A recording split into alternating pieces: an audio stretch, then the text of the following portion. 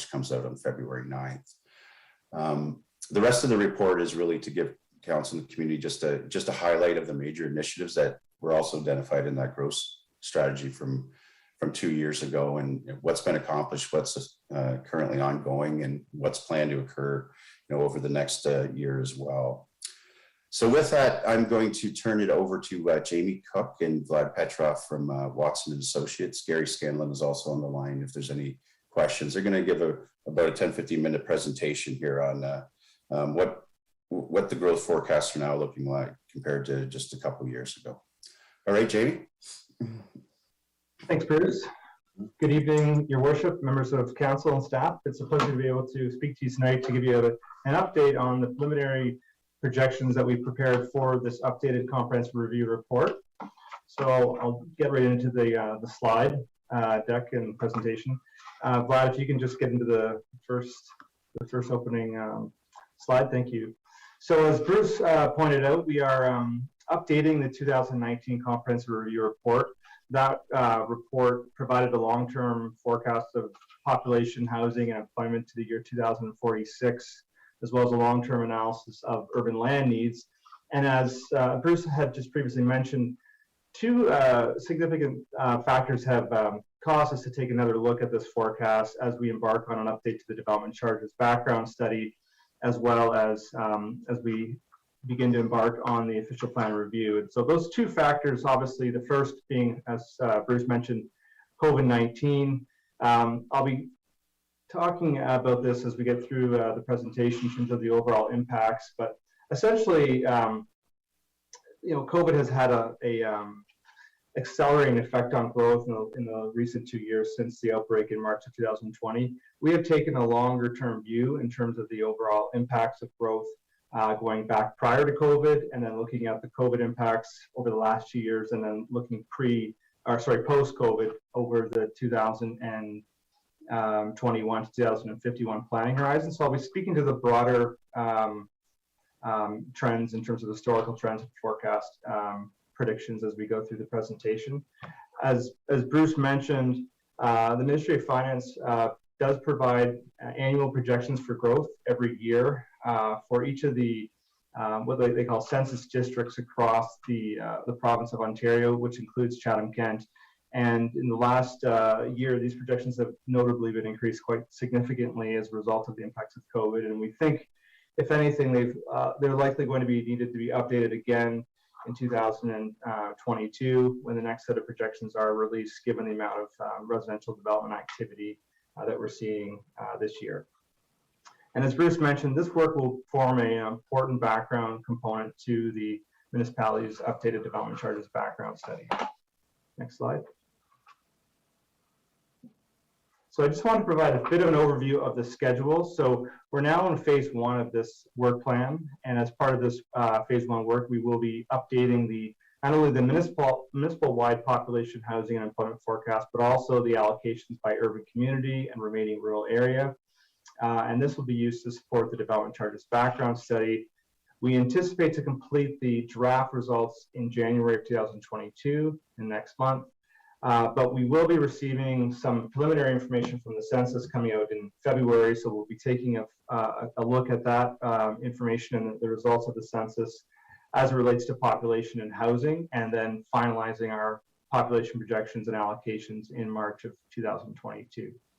We'll then carry on to conduct the phase two analysis, which is the long-term urban land requirements for the municipality based on these updated forecasts, and we anticipate to complete that work by August of 2022. Next slide. In terms of the development charges background study, the plan is to update staff interviews or conduct staff interviews in late January and early February of 2022, present the draft findings to staff in late February, early March of 2022, finalize the report in late March, early April 2022, and then release the bylaw and draft background study work in 60 days prior to bylaw adoption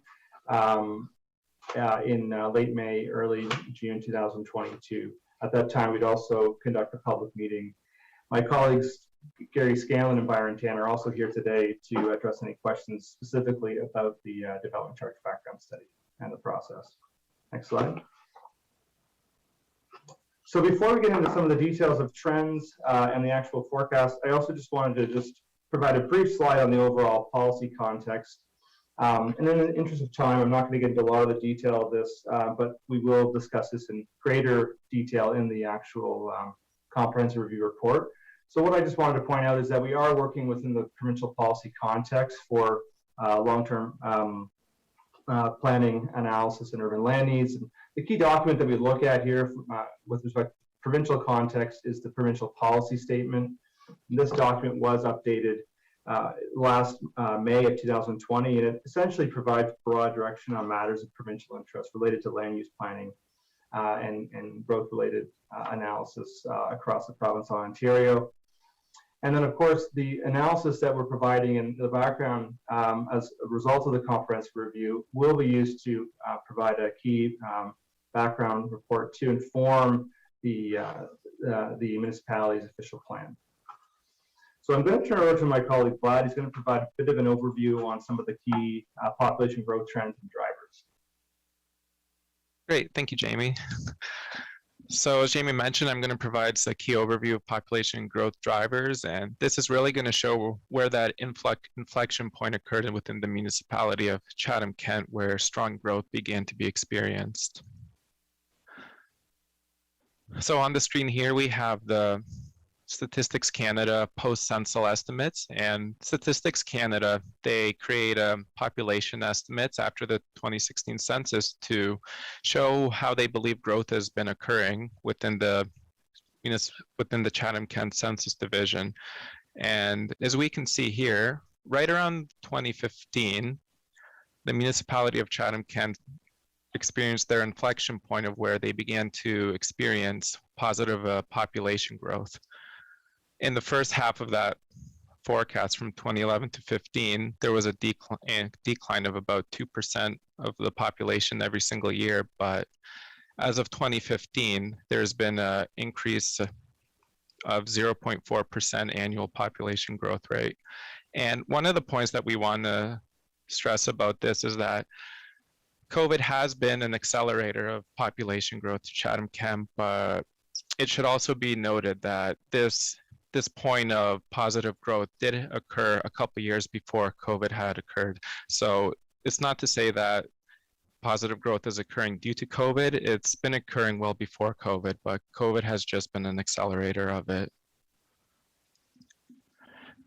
As Bruce and Jamie have mentioned, these are the Ministry of Finance population projections for Chatham-Kent from population projections released annually from spring 2017 and summer 2021. And as it can be observed that these projections have become increasingly positive throughout the releases. When the Ministry of Finance issued their population projections for the municipality of Chatham-Kent in 2017, they were predicting negative population growth to 41. And this has changed drastically with their 2021 release, where we've seen an increase of 10,000 people by 2041. And as Jamie had mentioned, this is something that we expect to see progressively increase, especially with the strong building permit activity, which has been occurring this year, which hasn't been captured yet by the Ministry of Finance population projections.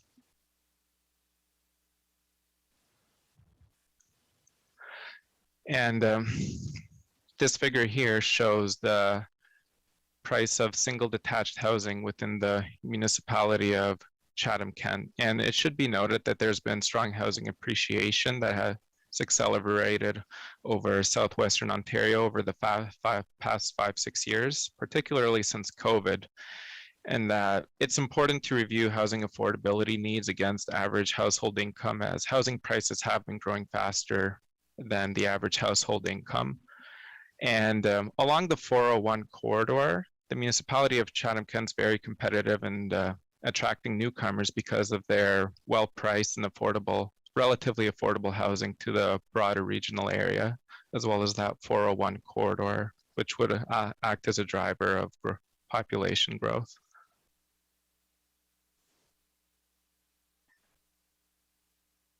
And lastly, this figure shows the annual building permit activity over the 2006 to 2021 period. So as we can see that there's been very strong housing unit activity since the 2016 period, where it has more than doubled compared to the previous two 5-year periods. And not only has housing units from building permit activity grown very strong over the past few years, with 2020 to 2021 being attributed to COVID, but that higher growth has been happening before that. And it's important to know that not only do you have much stronger housing growth from building permit activity over the past 5 years, the share of housing has also been shifting towards offering greater opportunities within a more diverse range of housing types. So within the last 5 years, almost a third of the housing units from building permits have been issued for high density households, which is important going forward as the population ages and there needs to be a diverse range of housing opportunities across all age groups and segments. And now I will turn it back to my colleague, Jamie. Thanks, Vlad. So we'll now walk through the preliminary draft population, housing, and employment forecast. And so on the next slide, I'm going to start with the population projections. So in total, we prepared 3 overall long-term scenarios. We provided a low projection, a reference or medium forecast that's identified here in orange, as well as a high projection that's identified here in the darker blue. And we've also provided the dotted red line, the MCR, or the comprehensive review forecast from 2019, so you can see the difference in the overall amount of growth. And so, as Vlad had pointed out, we were already seeing this inflection point in growth back when we updated the 2019 projections, and we were anticipating a trend or a reversal in the trend from negative growth to a positive long-term growth rate over the 2016 to 2046 period. We were previously projecting a forecast of about 109,000. We're now projecting under the reference forecast by 2046, we'll be at a population of about 121,000, or about 12,000 or so higher than the previous forecast. And then by 2051, we're projecting to increase to about just over 122,000. So we have a range here between the low at 115,000 at a growth rate of 0.27% to a high of 127,000 with a growth rate of just under 0.6%, and then the reference at about 0.4. So this is a significant increase in the rate of annual growth from about 0.1% from the previous comprehensive review. Still not at that 1% target that was identified that Bruce had mentioned, but a considerable increase from where we've been over the last set of projections. I did also just want to note when you look at the projections, you can see they are bending over the long-term period. So the rate of growth is slowing, or is projected to slow over that long-term period. And that's primarily a result of the aging of the population and the aging of the labor force and the downward pressure that puts on population growth over the long-term period. Next slide. So this next slide provides a summary of the employment forecast update. So again, we've provided a range of 3 different scenarios. The low scenario being at a rate of about 0.3% to a high scenario of about 0.6% in growth. Now, when we compare this forecast to the previous analysis that's also identified in the dotted red lines, you can see we're not quite at the same level in terms of the increase, the relative increase that we saw with the population.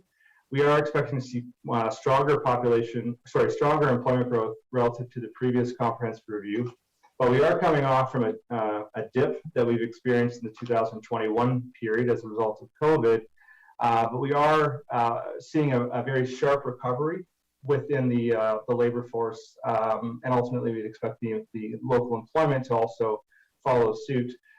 We would identify that recovery has not been uniform. Certain sectors have been more influenced by social distancing measures related to COVID, and disruption have, particularly in sectors like retail, tourism, and to some extent manufacturing, have seen some slower recovery, but in most cases, we're seeing labor force growth back to pre-COVID levels. So we are projecting a slightly stronger rate of employment growth than we had before. The overall employment forecast is projected to reach about 46,000 jobs by 2051 under the reference scenario. Next slide. So just to provide a bit of context, this provides a summary of the three population growth forecasts in terms of the annual rate of growth relative to what's happening in other areas, particularly the areas in the surrounding area along that 401 corridor or generally within the southwestern Ontario area. And you can see overall that range of growth ranges from, the amount of growth ranges from about 1.5% annually to about 0.3% annually when we look at Middlesex County at the high end and Chatham-Kent at the lower end here. Now, we have conducted a number of these projections through other official plan background studies. In some cases, we are referencing the Ministry of Finance where we're noting that, where we haven't projected or conducted the projections ourselves. So you can see relative to the surrounding area, Chatham is still in the lower end of that range. And so we do feel that this is still a fairly reasonable and plausible sort of long-term rate of growth for the municipality. You can see Lambton County is at 0.34%. This is the Ministry of Finance projections. It's possible these projections will increase, as well as the Elgin County forecasts as they are updated by their own official plan studies in the coming year or beyond. Next slide. So in terms of the preferred forecast or the recommended scenario, we are recommending the reference scenario as being the most likely scenario. So again, this is the scenario that's looking at a growth rate of about just under 0.5% growth. Over the 10-year period, we're looking at a rate of about 0.7%, so faster growth over that 10-year period. We think this is a reasonable projection and are recommending it given our review of historical trends and what we've been seeing, looking at a more longer-term view of development activity and demographic trends within the municipality. We've also looked at a number of growth drivers within the surrounding market area and beyond, looking at things such as the housing market and housing affordability, the municipality's location along that 401 corridor, quality of life as a soft factor, as well as COVID-19 impacts. And we feel that this forecast does embrace those growth drivers and best represents the anticipated influence that those drivers will have on long-term growth. We also think this forecast has been contextualized properly within the context of the surrounding market areas I showed you in the previous slide, in terms of what areas are growing faster and what areas are going slower, and where Chatham-Kent is typically situated within that comparative analysis. We've also looked at the population age structure as well as net migration trends, and we feel that this forecast provides a reasonable projection of net migration relative to historical trends to ultimately achieve this long-term forecast. So this is the recommended forecast moving forward for the development charge background study, as well as the final comprehensive review report. Next slide. So this provides just a brief overview of the housing forecast over the long-term period going into 2051. And the dotted line here, you can see this is the previous housing forecast that was provided as part of the 2019 comprehensive review. So we are identifying an additional about 8,500 units from 2021 to 2051. And this represents an additional 5,000 units higher by 2046 relative to the previous 2019 comprehensive review. Next slide. So in terms of the annual rate of housing growth, this slide here shows an incremental average of in 5-year periods of annual housing growth by structure type relative to the historical forecast, the historical rate of growth over the 2001 to 2016 period. Historically, the municipality has been averaging about 75 units a year based on census data. We're projecting an average of about 280 units a year. You See, that's quite a bit higher than historical trends, but as we previously pointed out, the building permit activity we've been experiencing is also significantly higher, providing more recent information to support the current trends that we're experiencing over the 2016 to 21 period. We expect that the rate of growth will peak at around the 2021 to 2026 period. We're projecting over the longer term that we'll see a considerable higher rate of growth, but a considerable slowing of growth relative to the historical period, back down to levels under about 230 or so units a year.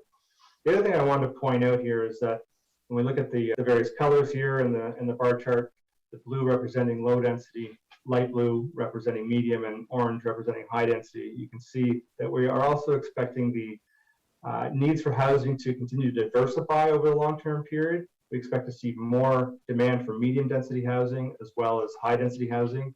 And again, this is largely as a result of the aging of the population, a diversifying population, as well as continued appreciation on housing prices. And so while housing is still comparatively more affordable in Chatham-Kent relative to many of the surrounding areas, there still is significant housing appreciation being experienced here, which will put demand on a broader range of housing options by type and tenure, including both rental and ownership housing. Next slide. So this is a summary of the employment forecast. Overall, we're projecting an increase of about, I believe it was about 6,700 additional jobs from 2016 to 2051. We are anticipating stronger growth in population-related employment. So as a result of more population, we would expect to see more jobs related to retail, personal service uses, some institutional type uses, as well as work at home. And I'll speak to work at home in a bit of detail in a following slide. But we also are seeing a recovery in other what we call export-based sectors, or typically industrial sectors like manufacturing, as well as wholesale trade and warehousing, construction, energy. These are also other sectors that we'd expect to see continued growth in, as well as other more knowledge-based sectors like business services, healthcare, and education. The line here in the light green, I just also want to point out what this represents. This is the employment activity rate. So this is a measure of the ratio of jobs to population. And you can see between 2006 and 2021, that activity rate has dropped as a result of some job losses that were experienced both during the economic downturn following the financial crisis in 2008-9, and also as a result of the current disruption from COVID in 2020 and 21. But we do expect to see, as I mentioned, a sharp rebound in the employment and also the activity rate over the long term. We expect to see a moderate increase in the amount of, or the ratio of jobs to population from about 35% to about 38%. Next slide.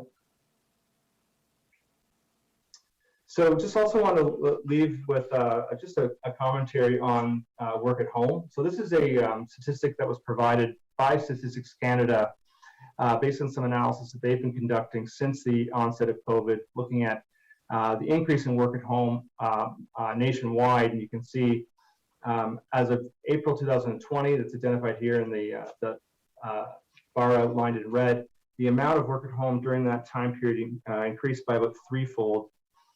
To about from about 1.8 million to a total of about 5.1 million. And you can see over that time period, it has dipped a little bit between various periods of lockdown and reopening, but we're still hovering at a rate of over double the amount of typical work at home employment at about 4.7 million total work at home employees in Canada as a whole. And so this is an important statistic because it not only does it impact the amount of employment that we're projecting by sector, but it also ultimately will potentially impact the amount of non-residential space and land that's required within Chatham over the long term. So this is an important statistic for us to monitor for both the development charge work as well as the comprehensive review. So in conclusion, on this next slide, I just wanted to, again, provide a summary of the change in the population, housing, and employment from the previous study to this study. Comparing the 2046 study with the 51 numbers that we're projecting tonight, we're projecting an increase of about just over 13,000 people relative to the previous study, an increase of about 5,000 households, and an increase of about 3,200 jobs. So that concludes my presentation. I'm happy to open the floor for questions. Thank you. Judy, you had a comment to make first before we open for questions? Yes, thank you. Council, just to let you know and to let the public know, your TV has just notified us that they're having a bit of technical difficulties with the video. So people can still hear the council meeting through the Facebook link, and all of the slides that are being presented are in the agenda that is attached to our website, so people can follow along there. They are trying to work through that, and so just wanted to make the public aware of that and how to follow along. Thank you. Okay, Councillor Kirkwood-White, you had a question.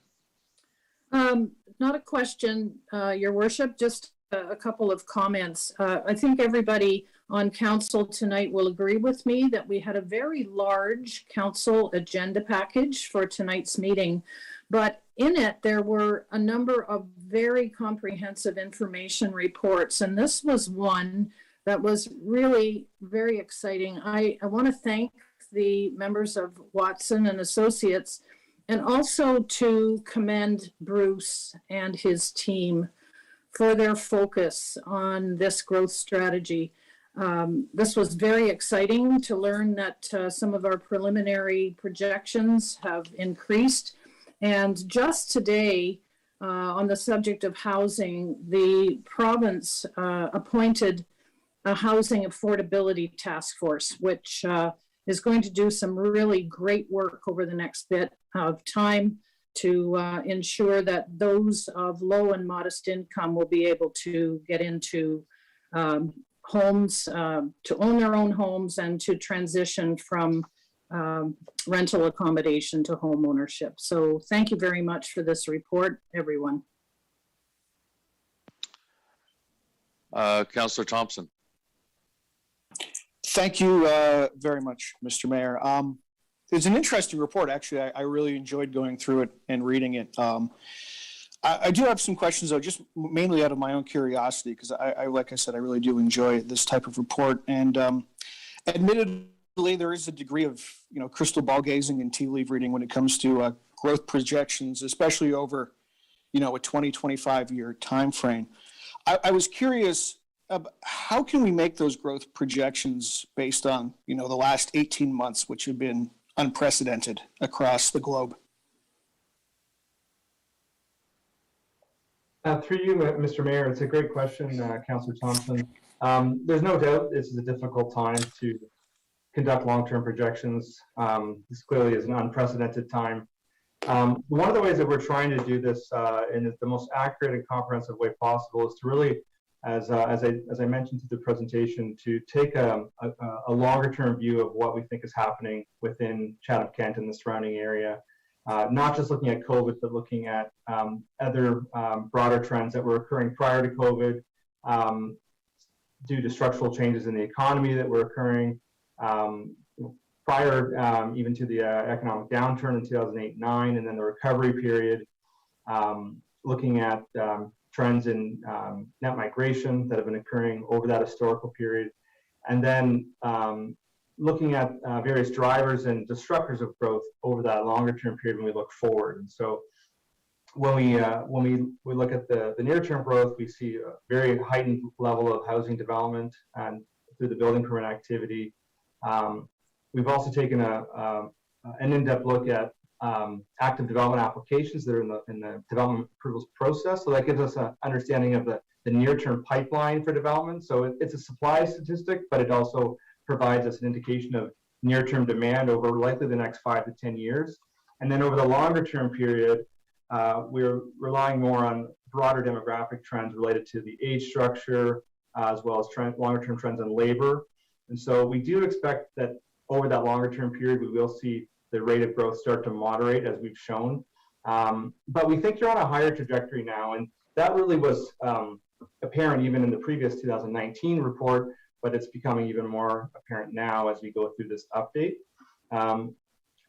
Growth projections are never 100% accurate. They are, a long-term analysis. The further out we go, the harder it becomes to be accurate, which is one of the reasons why there is a requirement to update the municipality's official plan review, a minimum of every 10 years for a new official plan and every 5 years thereafter for updates. So this is something that needs to be monitored and something we'll be working with Bruce and Ryan and team on to develop and put systems in place to monitor growth and track development over time.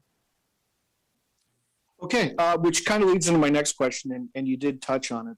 The Ministry of Finance there had us at about 111,000 in 2046, and your low-end projection had us at 114 and perhaps all the way up to 125,000 people, which, to be honest, I'd love to see.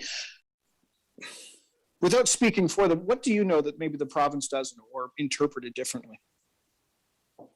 Well, I think it's a good question through you, Mr. Mayor. I think that one of the main issues that we think maybe is being missed by the Ministry of Finance is just what's been happening even in the recent year. I mean, the amount of residential building permit activity has been quite substantial. That alone is putting quite a bit of upward potential on the next few years of growth, and we think that you'll continue to see a very accelerated rate of permit activity, at least for a few more years yet. It's hard to say with absolute certainty, but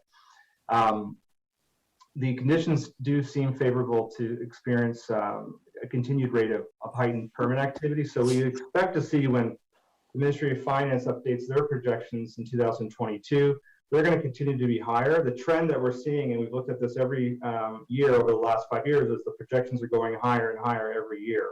And so it's our estimate that that will continue to be the case. In most cases, we find the Ministry of Finance projections are quite conservative. They are getting a little more in line with our analysis, but historically they've been a fairly conservative view of long-term trends. They also, it's important to recognize that they are really more extrapolations of historical rates of growth. They don't necessarily factor in, a review of things like active development applications or planning policy or infrastructure improvements that could also have an upward impact on growth that we're looking at through this work. Okay. Just one or two more questions, and I could talk about this all night. I really find it really interesting. I'm going to ask you to kind of put on, I don't know your background, like a real estate economist hat there. And our population in 2021 isn't around what it was back in 2011. And yet here we are in a building boom of residential properties of all shapes and sizes. How exactly can you get that to jive together?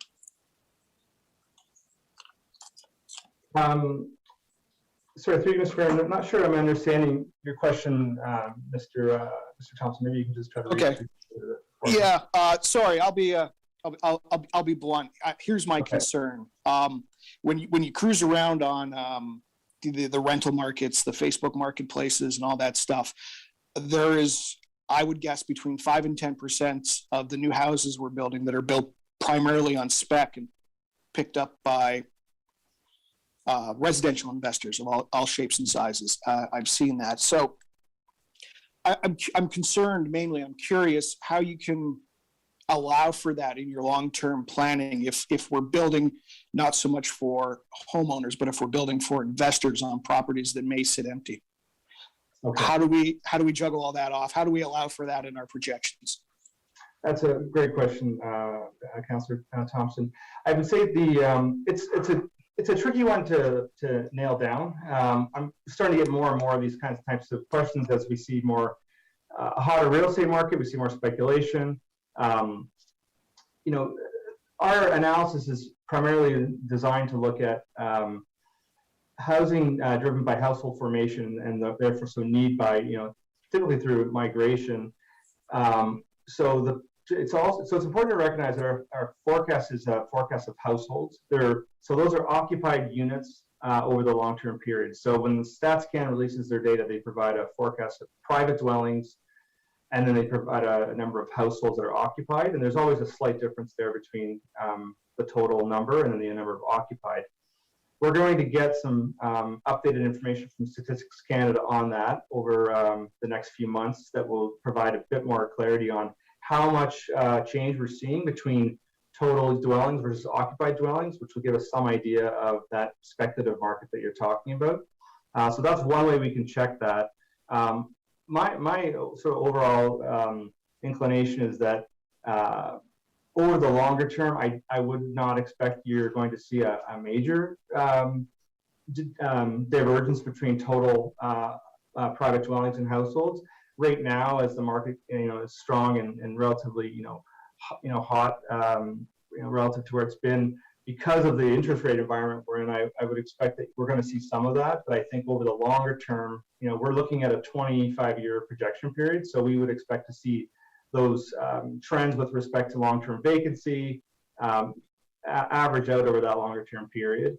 And so that's essentially what I'm assuming is going to happen. Okay, I've taken up enough of my colleagues' time. Thank you so much. Thank you.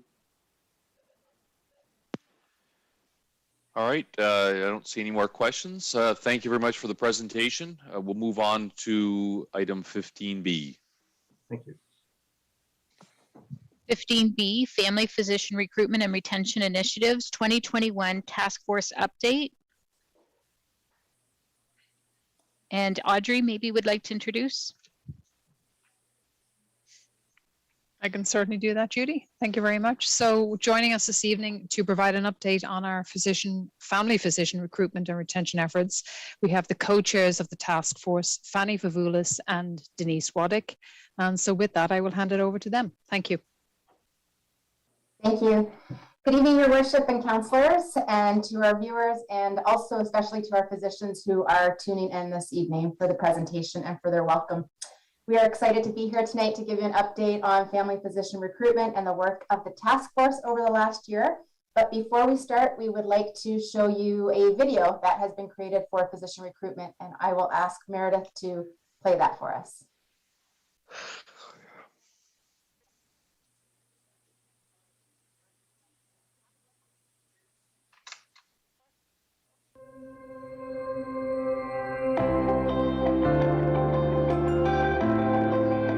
Chatham-Kent is a great location. We have the plentiful golf courses, the waterways for fishing, active baseball, hockey community, so sports, recreation, family, friends. It's a 5-minute drive everywhere you want to go. 2 minutes to the grocery store, maybe 3 minutes to the gas station, 5 minutes up to here. Everywhere I want to go, I'm never stuck in traffic. I'm never burning hours, burning daylight, waiting in my car. There's great boating and sailing and going to wineries and breweries.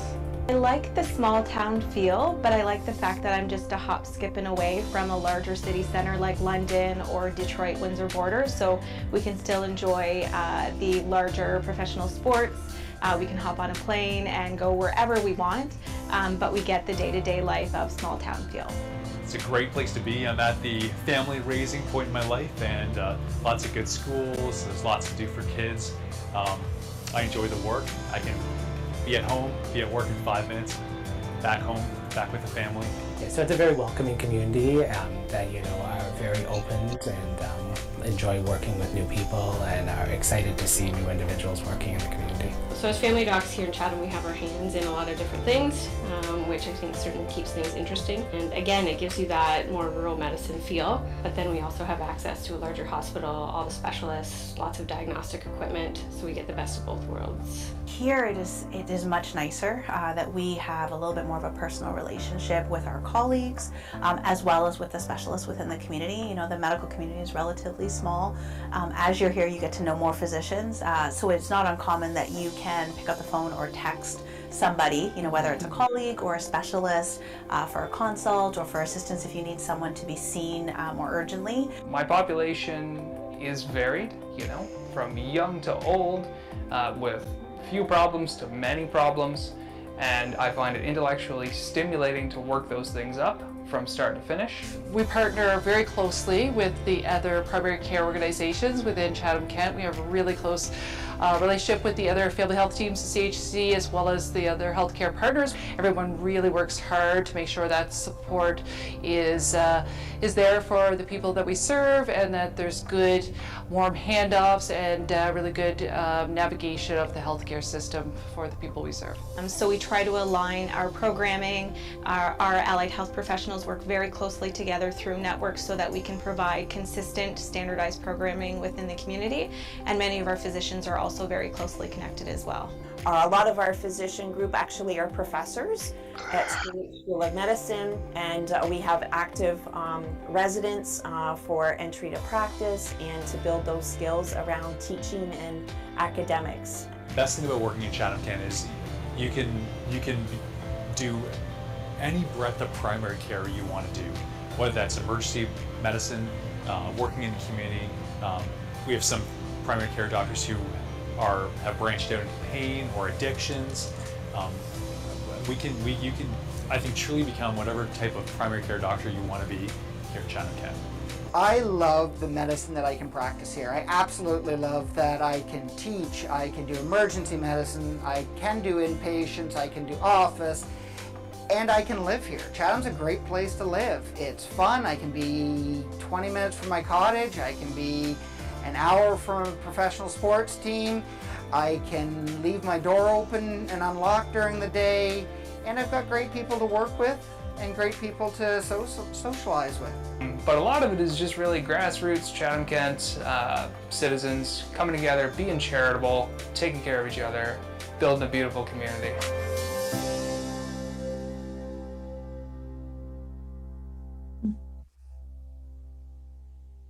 Thank you, Meredith. So before I turn it over to Denise to start going through our presentation, we've used that tool, that video, several times over the last year, and it's become a very successful video, and we'll look to do more of those in the future. So as Denise gets the presentation up, I will turn it over to you. Perfect.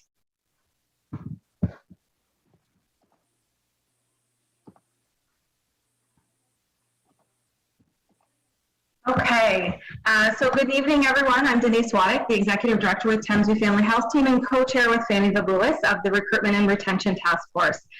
The goal of the task force, as you may recall, is to evaluate the need, development, and implement strategies to be able to sustain an integrated approach to recruitment and retention of family physicians to service needs of the community. Excuse me, Denise, just before you go, your screen is not in slide mode. We can see all of it, including your notes. So I don't know if that's.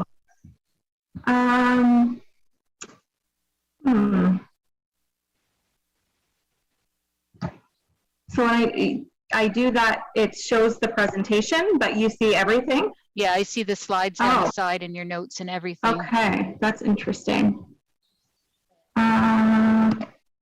Does that change? No, I mean, it still works for us, but I just wanted to let you know what we can see. So. Okay, sure. So it changes the view for me. Let's see, maybe this will work. No. Okay, well, I'll continue with the presentation. I apologize if you can see the notes.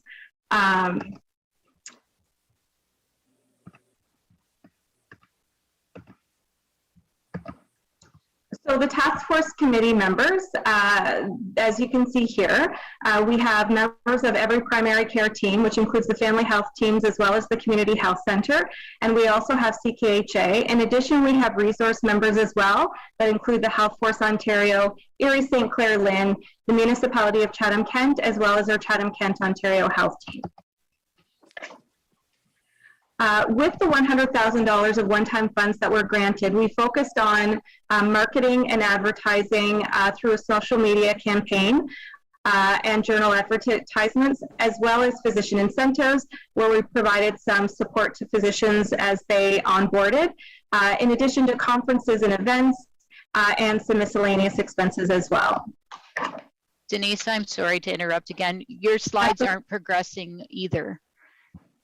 Just wondering if you try your bottom right icon, does that allow you to start your presentation? Meredith can maybe share it for you. Okay, maybe that's what we'll do. I'll just stop sharing and then we can go through with her presentation. I apologize. It's progressing on my end with my, as I go through the presentation, but it doesn't seem to be working on your end. No worries, we'll get it up for you. Okay, thank you, and I apologize. Perfect. Okay, that's perfect. Okay, so you can advance to the COVID-19 impact screen. Perfect. Okay, thanks. Fanny, take it away. Perfect. Thanks, Denise. So as you can imagine, like everything in the world, it hasn't been easy the last 12 months, the last 24 months, to be honest. So from a recruitment perspective, we have had challenges with recruitment, with having site visits, with having people engage with Chatham-Kent. So we've done our best with this, and we've had to become innovative, as you can imagine. So the video is one tactic. We've had virtual visits. We've had site visits where the recruiter is in the car driving around Chatham-Kent while the candidate is at home, wherever that might be in the world, doing a site visit tour over FaceTime. And then we've also had some success with working with medical schools and doing virtual forums that way and connecting with family medicine residents and med students who are looking to practice. So while COVID-19 hasn't been easy, it has allowed us to think broad. So next slide. Some of the things that we've done in the last year, we've gone to several job fairs, which have all been virtual, except for one when we had a break in the pandemic and the lockdowns, and we were able to attend a job fair in Kitchener, which was attended by Dr. Lance O'Brien, who you saw in the video.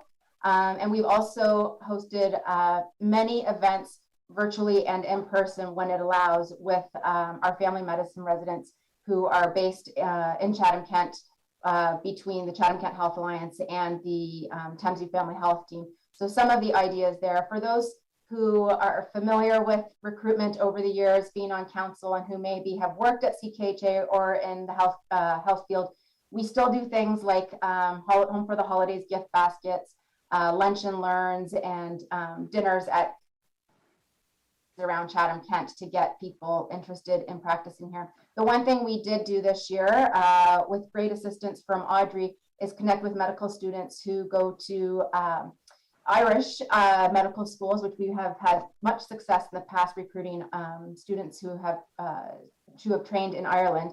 And we did a virtual discussion with one of the med schools in Ireland. And while very successful and lots of interest, we realized we need to do more of that. So that's what we're going to look to do in 2022. Next slide. In terms of the marketing update, as you saw, we did produce a recruitment video. We've also produced a fulsome website, which we hope to continue to work on and improve over time. We've put in a lot of effort where we've started an Instagram account as well as a Facebook page.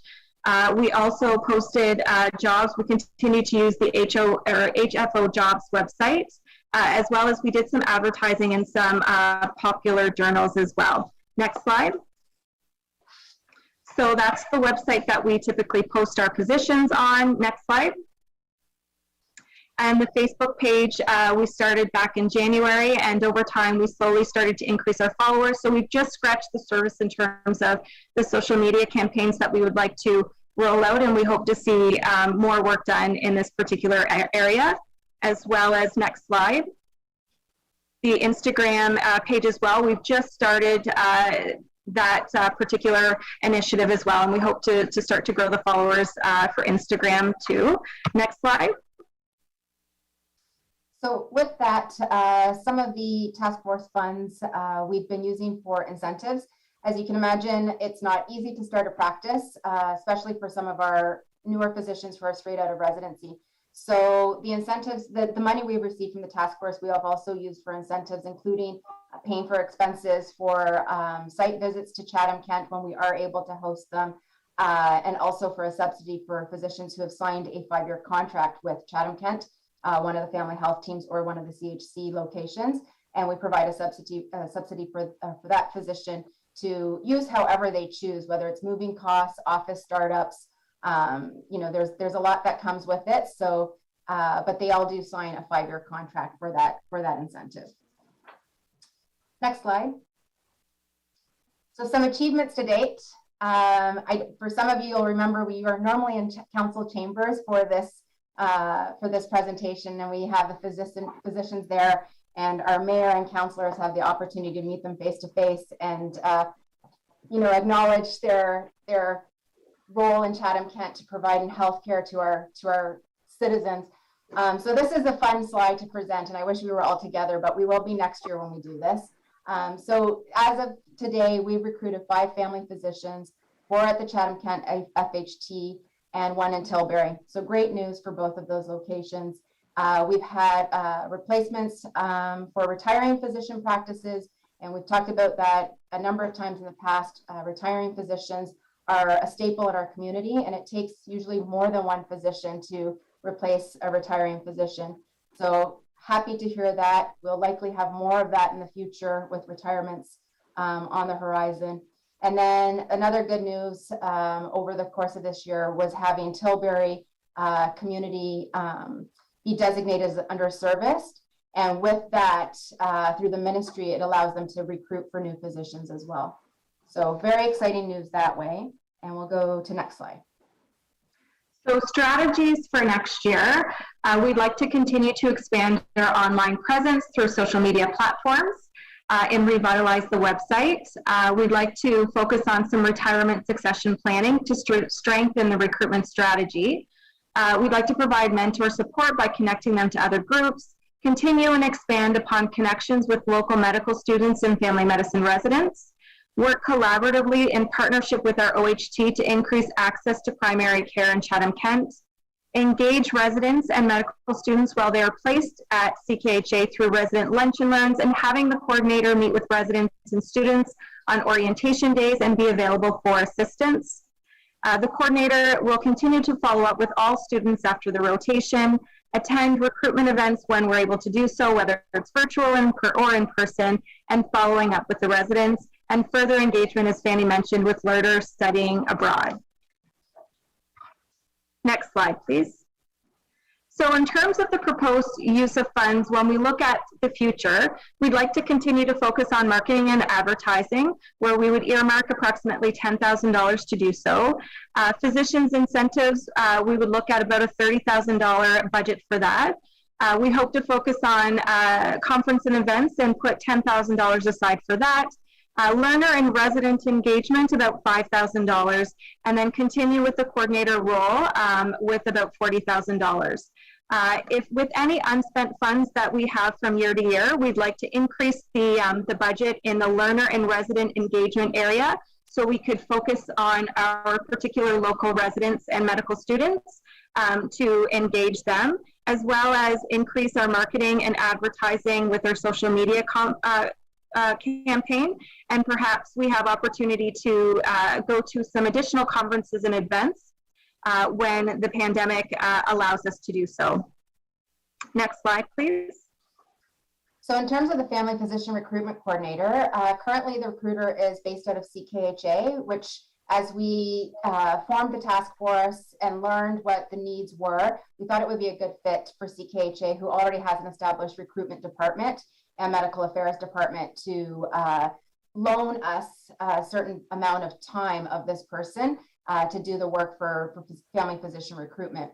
And so the opportunity has been extremely beneficial, since all of us on the task force are leaders in our organizations and can't put as much time into physician recruitment as we would love to. So we'll look to grow the recruitment coordinator role in 2022 with more opportunities and more engagement with our residents, and not just the ones that are here for the 2-year program in family medicine residency, but the ones who do come here for 4 weeks to do an elective with us, whether it's in surgery, OBGYN, psychiatry, and all the other specialties we have at CKHA.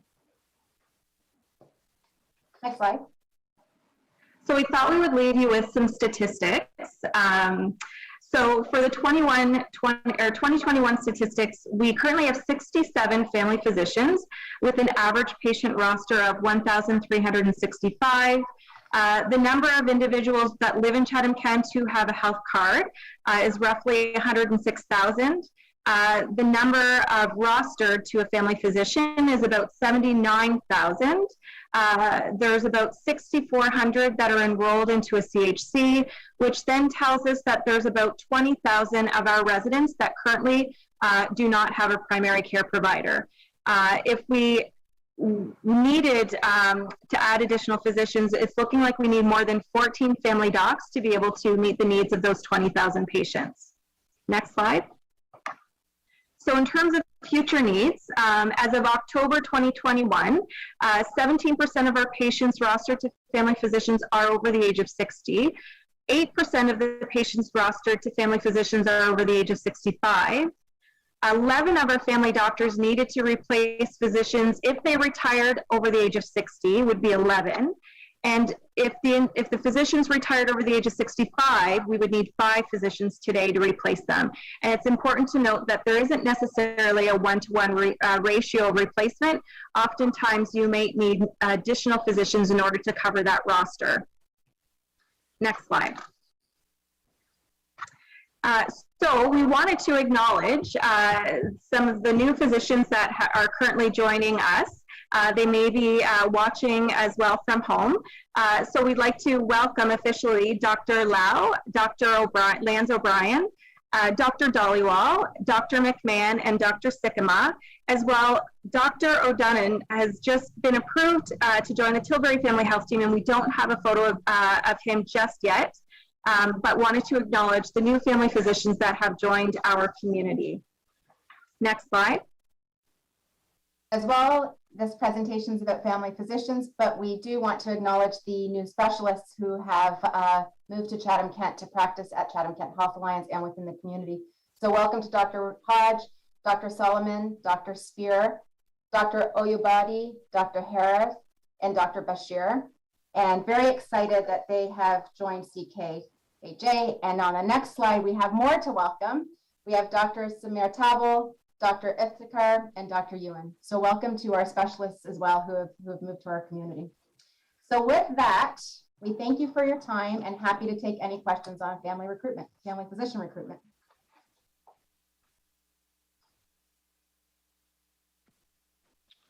Councillor Thompson. Thank you very much, Mr. Mayor, and thank you very much for the report. I was jotting down notes, and I was in there like 5 family physicians and 2 residents, and that was a great number until we got over to the other side where we still need 14 doctors and potentially 24 if we're going to do the replacements. So a lot of information in there. Who would have known that the need for family doctors would have been so highlighted over the last year and a half, 2 years. I was wondering, when it comes to COVID, we've heard from other industries and organizations that there's been a little bit of an exodus from larger population centers to smaller areas, what with remote working and just a different way of life. And I was wondering if you'd seen any of that and any of that trend in your work to recruit family doctors. So Denise, I can speak a little bit more to the specialist piece. So I think Councillor Thompson, you know, we've had great success in the specialist piece, but it's not, and it looks like great success because we've seen the media updates in the last couple of weeks with our recruitments. But the one thing you have to remember is it takes anywhere from 9 to 12 months minimum to recruit a physician. It doesn't happen overnight. So although COVID has been a pain point, there's no question.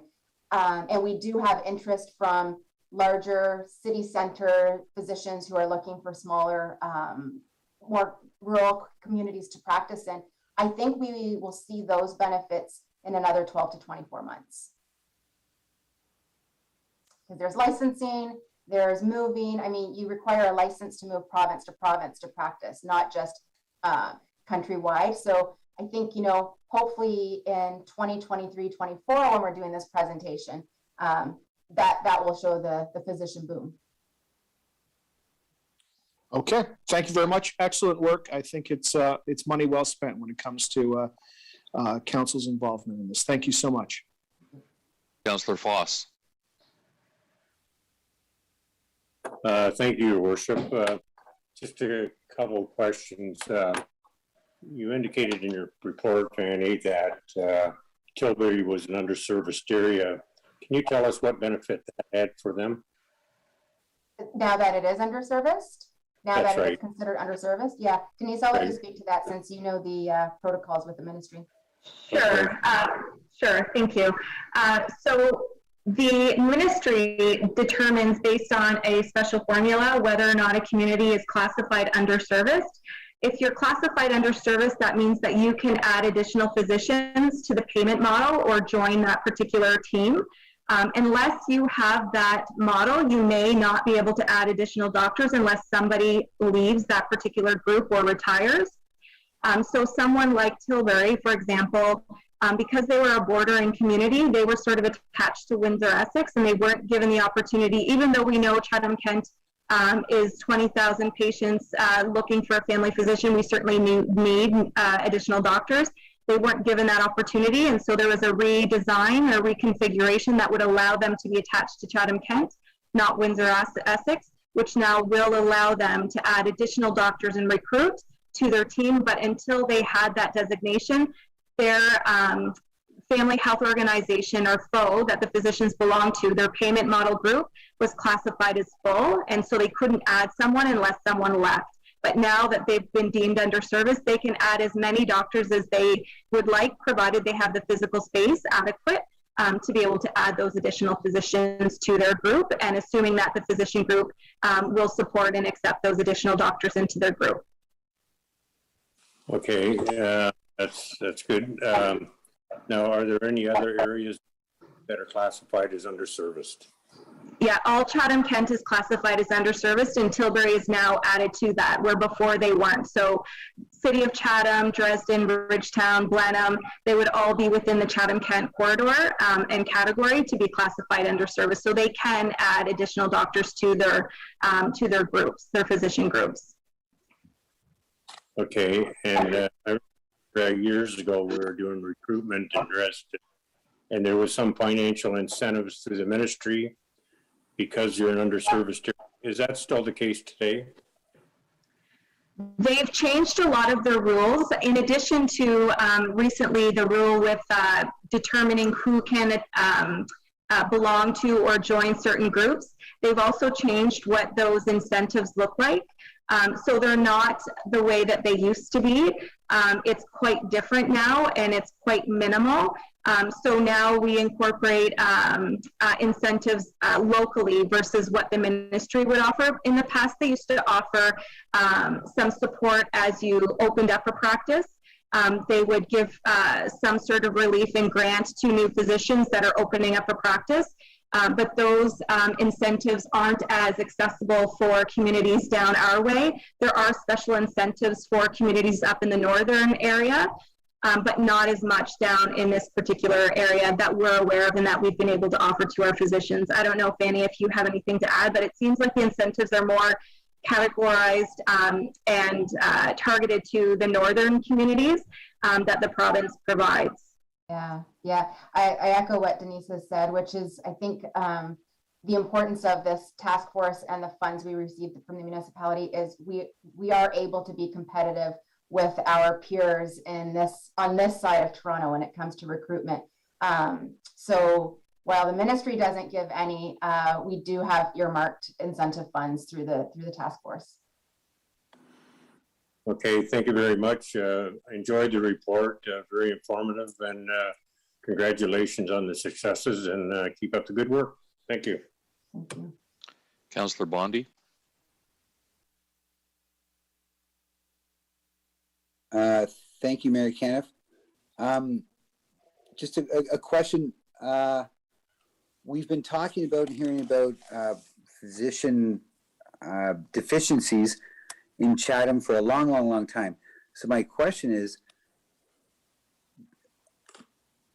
do other communities in Ontario, do they face the same physician recruitment deficiencies that we do?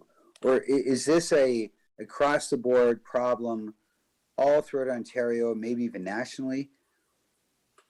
I'm not sure, because is there ever a time and a place where there's a fulfillment, that there's enough physicians and enough specialists and enough hospital beds and enough, is anybody in that wonderful position of not needing recruitment? I hope we're not alone. So that's my question. Thank you, Mayor Kenneth. So thank you, Councillor Bondi. So yes, we are not the only community across Canada. Actually, there was just a report not too long ago from CTV News regarding the shortage of physicians, family physicians across the country. And I think, you know, I'm basing this on the experience I've had for 10 years in recruitment in Chatham-Kent. I think it ebbs and flows. There are you know, moments where we are, I wouldn't say at capacity, but we're at a place where we're holding court when it comes to family physician recruitment. And then really all it takes is 1 to 2 physicians to retire or leave the community. And you're looking at 6,000 people who are then orphaned. So, and we're continually with the task force, especially since we are all together now meeting monthly, keeping an eye on upcoming vacancies so we can do our best to prepare for vacancies so we're not orphaning patients. But I think Denise had some recruitment experience from the family physician aspect before I was in the role years ago in 2010 when I started, and I would be curious to see if she has any thoughts around any change from when you were in it, 2008, 2009, to where we are today. From 11 years ago or 12 years ago when I was the recruitment coordinator, it seemed much more challenging then. I guess, you know, a decade later, I think one of the biggest pieces in the success for our community is our residency program. Majority of our residents that train in our community do end up staying and practicing. So that's a huge benefit for us to ensure that we're really investing our time and energy in our local family medicine residents in hopes that they do decide to stay. I know that the ministry has put in rules and regulations so that not every graduating family doc can just go to the bigger city center like a Toronto to open up a practice, because they go there and it's all they can do to get 200 or 300 rostered patients. We want them to come to the smaller communities, the rural communities, because we have thousands and thousands of patients where they'd have no issue opening up a practice and being very successful in their practice. And so they have put in certain rules and regulations to try and steer those new family docs to the areas that they're needed. And that's where the underserviced program came into effect. And unfortunately, though, sometimes the formula doesn't work well in a community like Chatham-Kent, where we're close to a Windsor and a London. And that's where Tilbury ended up falling short of being underserviced. And we had to fight a few years ago really hard to be classified underserviced. And once that happened, that sort of opened up the opportunity for us to be able to recruit additional docs and add them to our physician group. So I think over time it's gotten quite a bit better over the past decade, but it's also just trying to keep up 1 step forward, 2 steps back when a physician retires, like Fanny says, because you could retire and there's 3,000 patients attached to that roster. You might need 2 or 3 docs to be able to fill that roster, and so that becomes the bigger challenge for our community. But we're certainly up for the challenge, and I think based on our presentation today, you can see that we are working towards that. We are able to provide new physicians to our community, and we hope to be able to provide more in the future. Thank you, and through you, Mayor Kenneth, Fanny and Denise, thank you very much. I'm wondering if you can comment on this new trend, you know, being a little bit older than some people. I grew up with a family physician, and Dr. Adrian Verberg, who, God bless him, I loved him. He's a great physician to my family, to my father. But now we're trending into, I don't know what the description of these things are, but there's several physicians, nurse practitioners, all in one facility. So as you see that trend, and I'm sure you do, is that beneficial to the fulfillment of a family physician for an individual? or is it not? I don't know. It seems like a very good idea to me. But that seems to be where healthcare is moving, rather than the individual doctor for individual families or individuals. Now there's it seems to be like a conglomeration of healthcare providers. There may be other healthcare providers in that same facility. And I guess my question is, how do you feel about that? And is that a beneficial move? Is that going in? So I can quickly answer, and then Fanny might be able to add that 100%, I would say 99.9% of the family physicians coming out of training request to be in a team-based model, in a team setting with other physicians, nurse practitioners, or allied health professionals. They prefer not to typically practice independently. They like the idea that they can collaborate and have other team members with them to provide that care to their patient in a wraparound sort of model. But that's based on, because we've had individual independent practices looking for retirement replacement, and for the experience that I've received of the individuals or candidates, they don't seem to be interested in an independent environment. They'd much prefer to be in a team-based setting where there are other people that they can work together as in a team environment. I think too, on Denise's point, residents are trained in these team-based models too, right? So they spend 2 to 3 years in residency, having all those allied healthcare professionals at their reach, and so that really helps them solidify what kind of practice they have. It's been a while since I have actively recruited a family physician, because my role at CKJ is a little bit different, but still involved from afar through the task force and through the contacts I still have with physicians I recruited over the years I was in it. And I will tell you, Councillor Bondi, there was not one that expressed interest in a private practice solo with no support through a family health team or CHC. So I think, if I had to look at my crystal ball, I think the days of solo practices are a thing of the past, and we'll talk about that with our grandchildren at the dinner table in 30 years from now, and they won't know what solo practice means. So, and from a patient perspective, the benefits of being part of a family health team or CHC are endless as well. It's through you, Mary Kenneth. Well, thank you. That definitively answers the question, and it's new to me and my family, which is quite large, and I think it's a great model, and I'm very happy to hear that is the model of the future, where this is what's going to happen, because it's a one-stop shop, which, don't really want to say that about healthcare, but it's not a gas station, but it's really worked out very well for my family,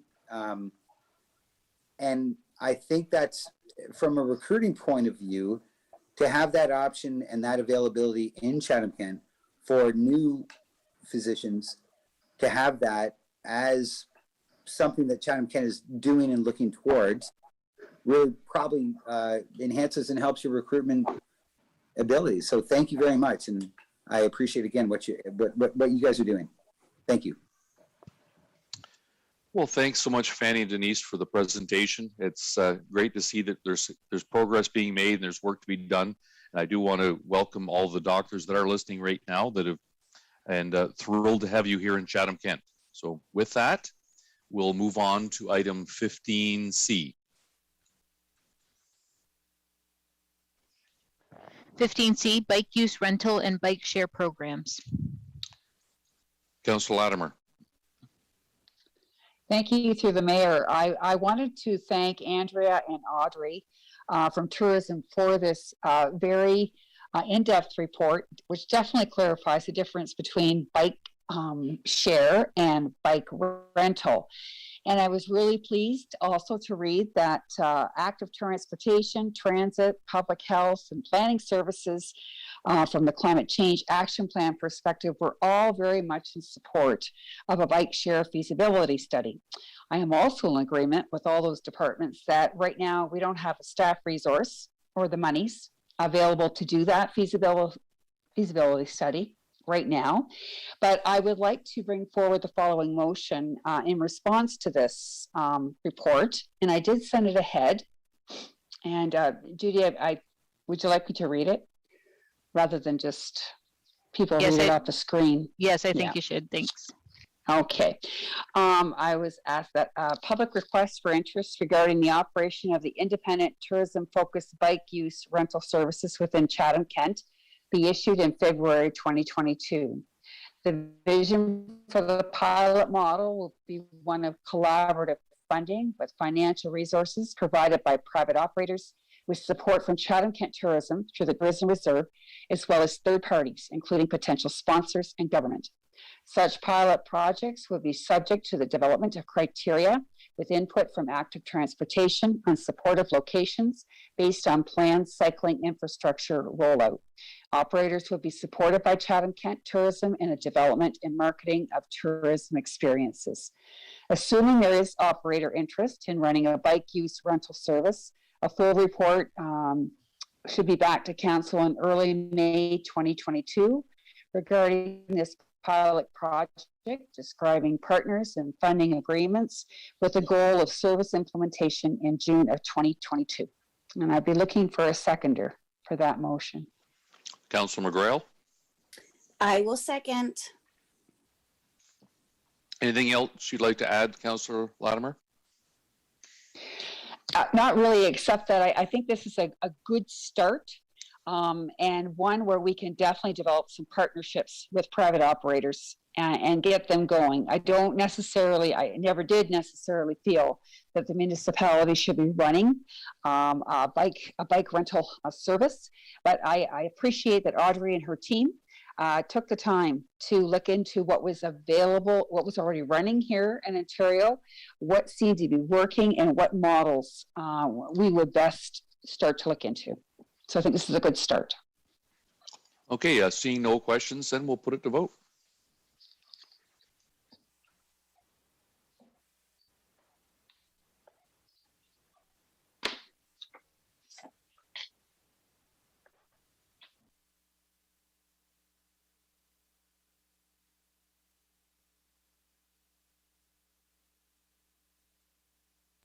All votes are in. Motion passes 17-0.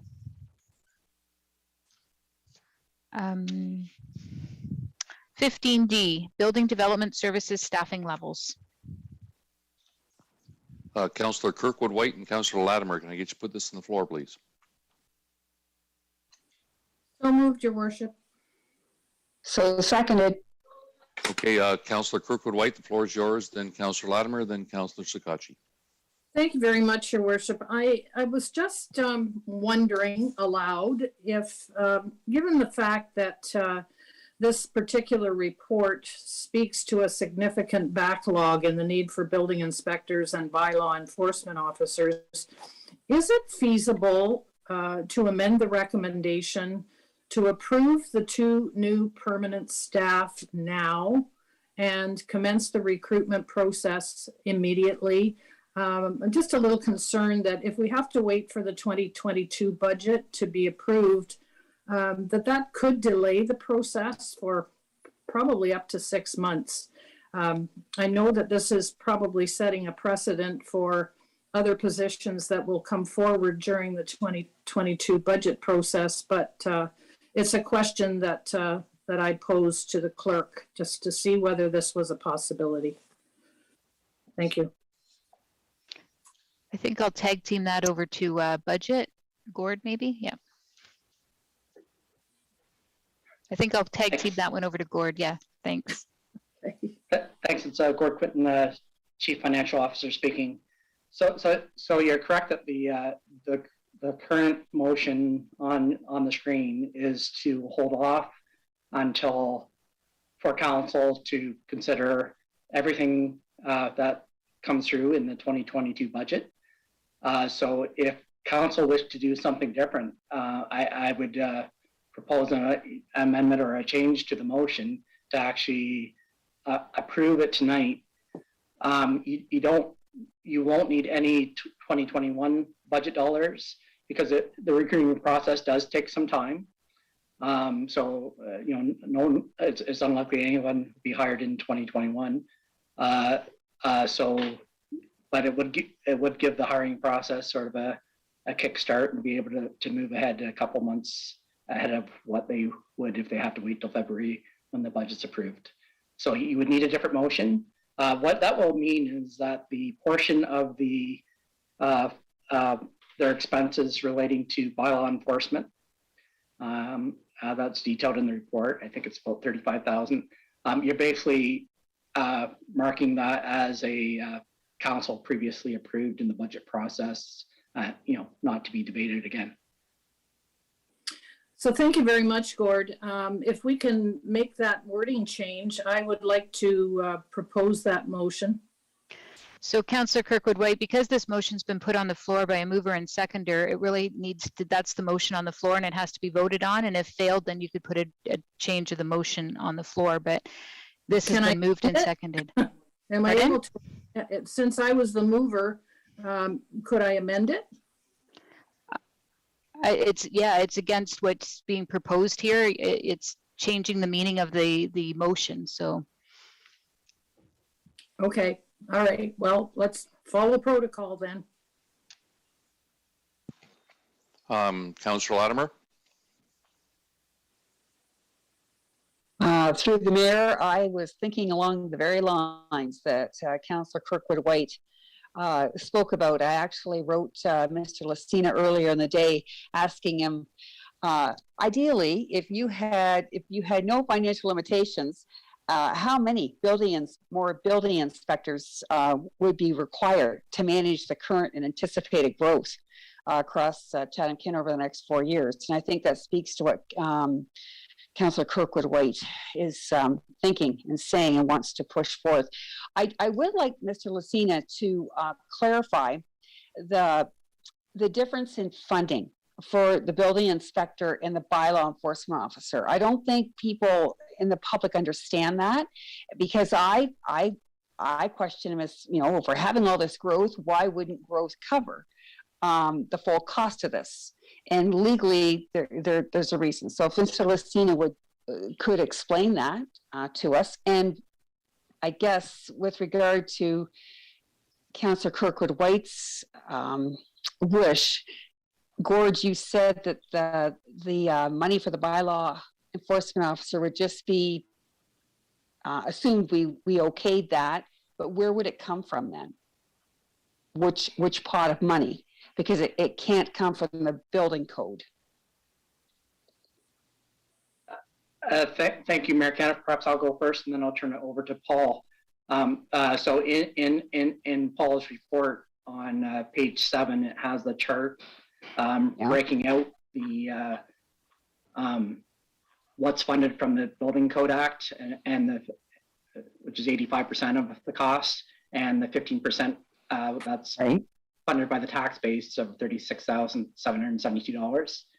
So that's new tax dollars that are needed in the 2022 budget. So it's not coming from anywhere. That's a new budget ask, and so as I was explaining, if an alternate motion was approved tonight, basically you're baking into the budget that $36,772 is required in the 2022 budget. I'll turn it over to Paul to answer the more of the detailed of why that split happens. Thanks, Gordon. Thank you, Mayor Caniff. Good evening, Councillor Latimer. As we spoke this morning, building permit fees within Bill 24 does not allow for the cost to be associated to bylaw enforcement, only to the enforcement of the building code. That's why those bylaw costs can't be covered under Bill 124. So the 85% for the building inspector, again, is covered through the fees collected for building permits. I hope I answered your question. You did, and as well, Gord, as to if we do turn this particular motion down and go with our what Councillor Kirkwood-White and I would like to see happen, then we, as you say, we have to we have to work with that 36,000 already in there, or almost $37,000 in our next budget. We're spending before we actually have it, but I think it's well worthwhile and something we have to address, viewing the growth in this area. The clerk would like to add something in as far as procedures go. Thank you, Mr. Mayor.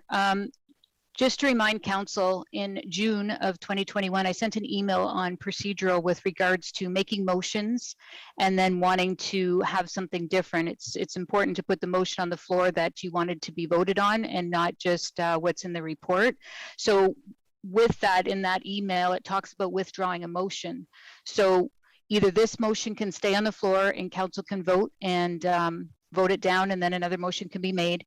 But if the mover, the maker of the motion may withdraw his or her motion at any time before a second or after a seconder with the consent of the seconder, and at any time, the member's permission. So because this is on the floor, it now belongs to council. So the mayor would then ask if council is okay with withdrawing that motion, and if there's no consent majority, then we can withdraw the motion. But that's why it's important to put what's on the floor there without causing it to leave the floor without a member's vote.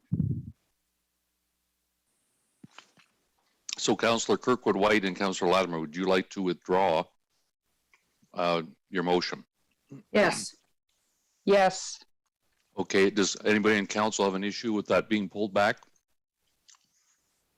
I have my hand up. Councillor Solomon and Councillor C. McGregor, I see both your hands up. So Councillor Solomon?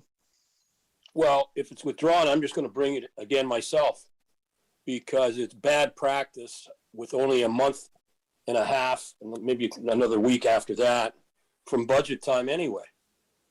We could do these one-offs every time somebody sees something that they want to change. There's no point having a budget if we're not going to do it properly. And if you ask the question of any department, that if you had unlimited funds, would you hire another person or two? The answer is always going to be yes.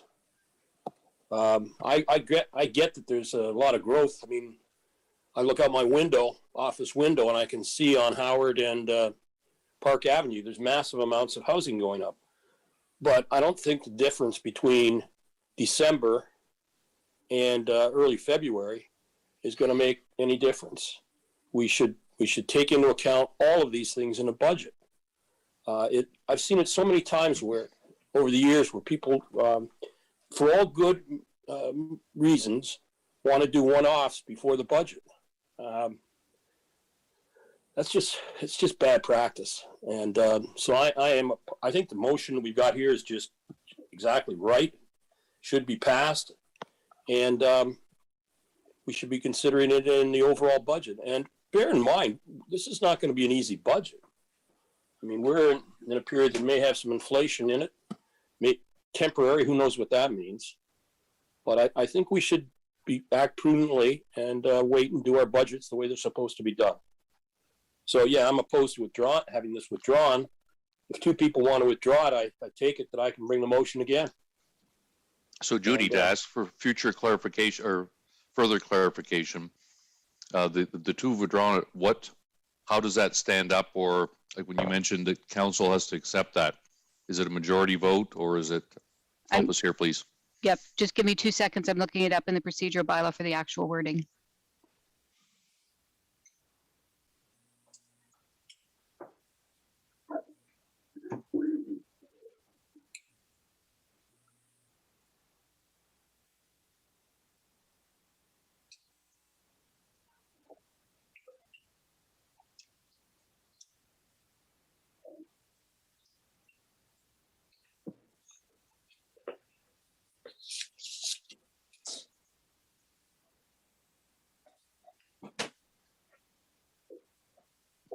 This would make for a good commercial break for a cliffhanger.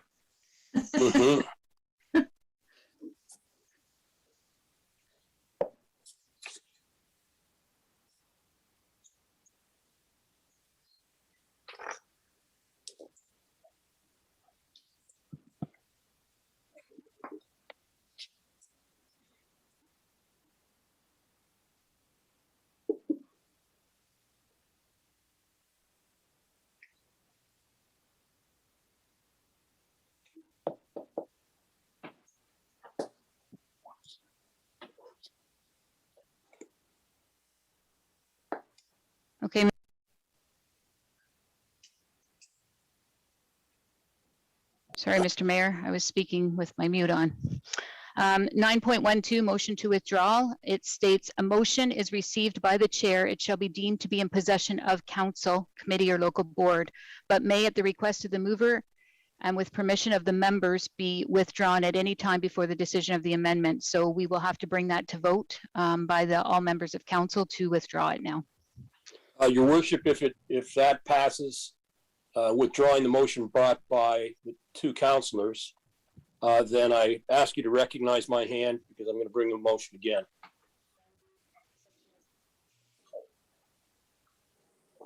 I think I'm entitled to do that.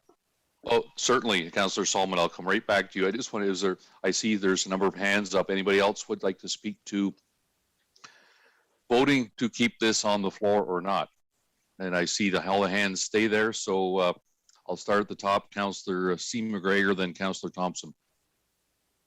Thank you, and through the mayor, I completely agree with Councillor Solomon, and you know, I think we have lots of tough decisions ahead of us, and it's an item that certainly is needed. I think we can all agree with everything that's happened that it's needed, but I think there's also a process and a reason why we have a process and put in place that we should forward. So if by chance that this fails or goes through, but if Councillor Solomon's motion ends up going and getting to the floor, I would more than happily second it. Thank you. I see a number of other hands, and I'm thinking to save some time here. Councillor Kirkwood White and Councillor Latimer, would you keep this on the floor? And we can vote on it. If it does fail, then we can look at it otherwise, but because otherwise we're going to have two votes. We're going to vote on this to keep it on the floor or not, then we're going to go back and vote again. Would you be amiable to doing that? Okay. And Councillor Latimer? Sure. Okay, so now we're keeping this on the floor to vote. I still see a couple hands, Councillor Thompson and Councillor Sakachi.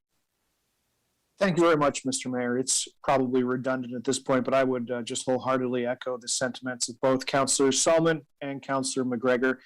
I think it's probably some important positions that need to be added, but I know come budget time, we're going to be faced with a lot of decisions that we should add or we should really discuss. And I can't make a decision like this, no matter how much I want to right now, without seeing the entire picture before us. And I think to Councillor Solomon's point, we're looking at a matter of weeks, really.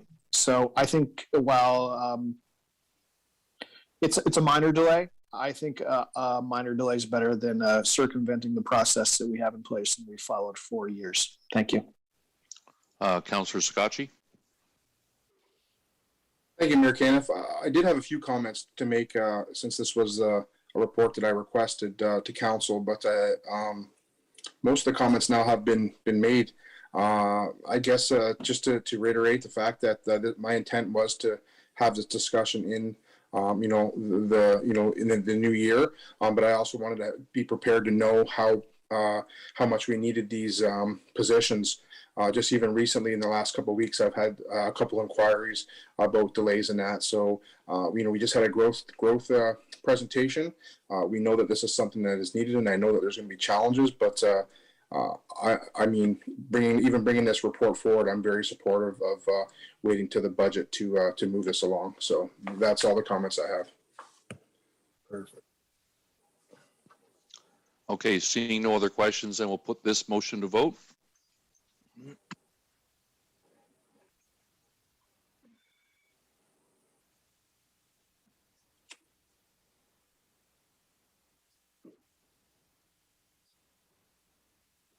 Waiting for one more vote. There we go. All votes are in. Motion passes 16-1.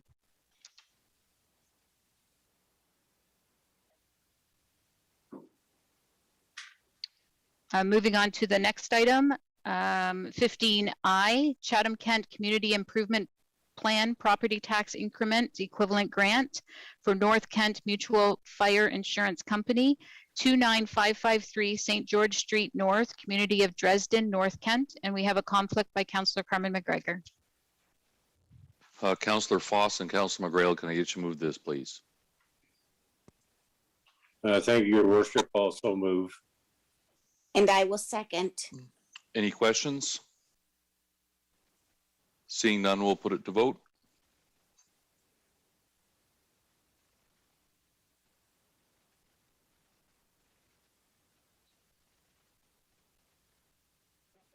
The same error message popped up there, Okay, Judy. we'll reload. Okay.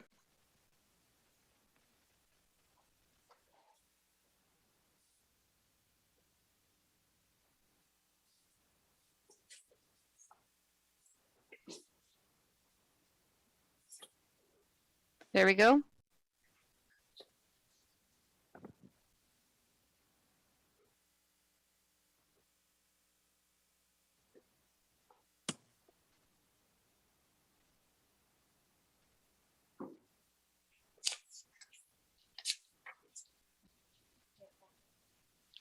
All votes are in. Motion passes 16-0. We'll move it on to item 16, Public Utilities Commission. 16A, Tri-County Water Board Master Agreement 2021. Councillor Kirkwood White and Councillor C. McGregor, can I get you to move this, please? So moved. Sorry, Mr. Mayor, could you also go to Tim with regards to a clarification of the motion that Councillor Kirkwood White brought to his attention this morning? I certainly will. I'm happy to second that afterwards, Mayor Canada. Okay. Yes, Tim, I'll go over to you. Thank you, Mr. Mayor. So I just want to make sure there's a correction in this that was brought to my attention. I want to include the Corporation of the Municipality of West Elgin in the recommendation. They are one of the member municipalities that are in this joint municipal board. Thank you. Okay, and Councillor Kirkwood White, that's what you wanted, you pulled it forward to make sure that was addressed. Yes, Your Worship. Thank you. Well, thank you for noticing that. Any other questions? Seeing none, we'll put it to vote.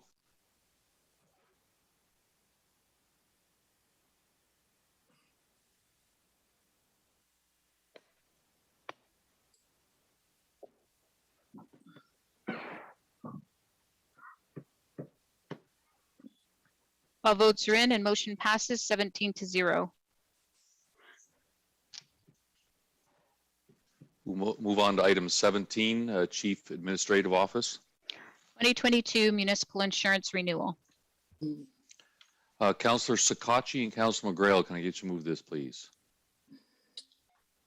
Mayor Ken, if I do have a small amendment that I sent to the clerk earlier, I would move it with that amendment. Okay, certainly.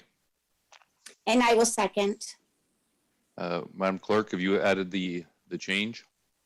Yes, we'll get it up on the screen, and it would be number 2. And we will add at the end of it, the pressures on municipalities, businesses, and other organizations within Chatham-Kent. We'll make that amendment. Okay, so Councillor Sakachi, over to you. Yes, just a couple of things. I do have a question for Mr. Taylor.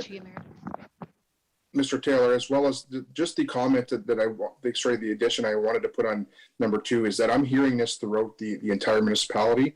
After COVID, our restaurant industry was significantly impacted as well from rising costs of premiums. So I think it's important as a municipality that we advocate for ourselves as well as other businesses. One quick question I have to Mr. Taylor, which kind of has some concern, is that it seems to be almost a little bit habitual, Mr. Taylor, that we kind of don't really have a whole lot of time to look at these items with in between making a decision. I don't feel at this point right now, given the large increase, that we're able to, not move forward and look further because of the timing. Can you just comment that this is normal, that we have a few weeks to make such a big decision like this? Thank you, Mr. Mayor, and thank you, Councillor.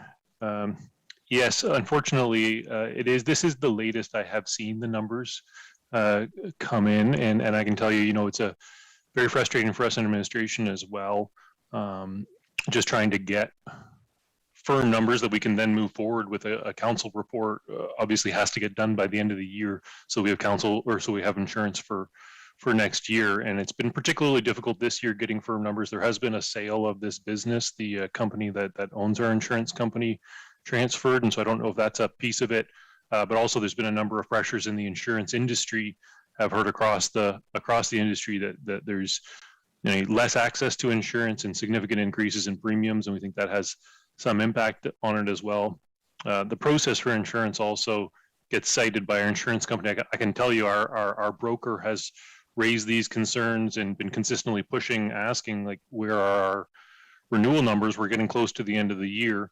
And a bit of the answer that our insurance company does give is that they have to get reinsurance. They have to get an insurance policy essentially from a larger insurance company. And so it takes time for them to get their numbers and then process that out amongst their different accounts. So it's frustrating, absolutely, that it comes up to this year, this late in the year. We have a couple of tools that we can try to use. We did do an RFP last year. We have to look at doing that again, I think, in the future with this type of pressure.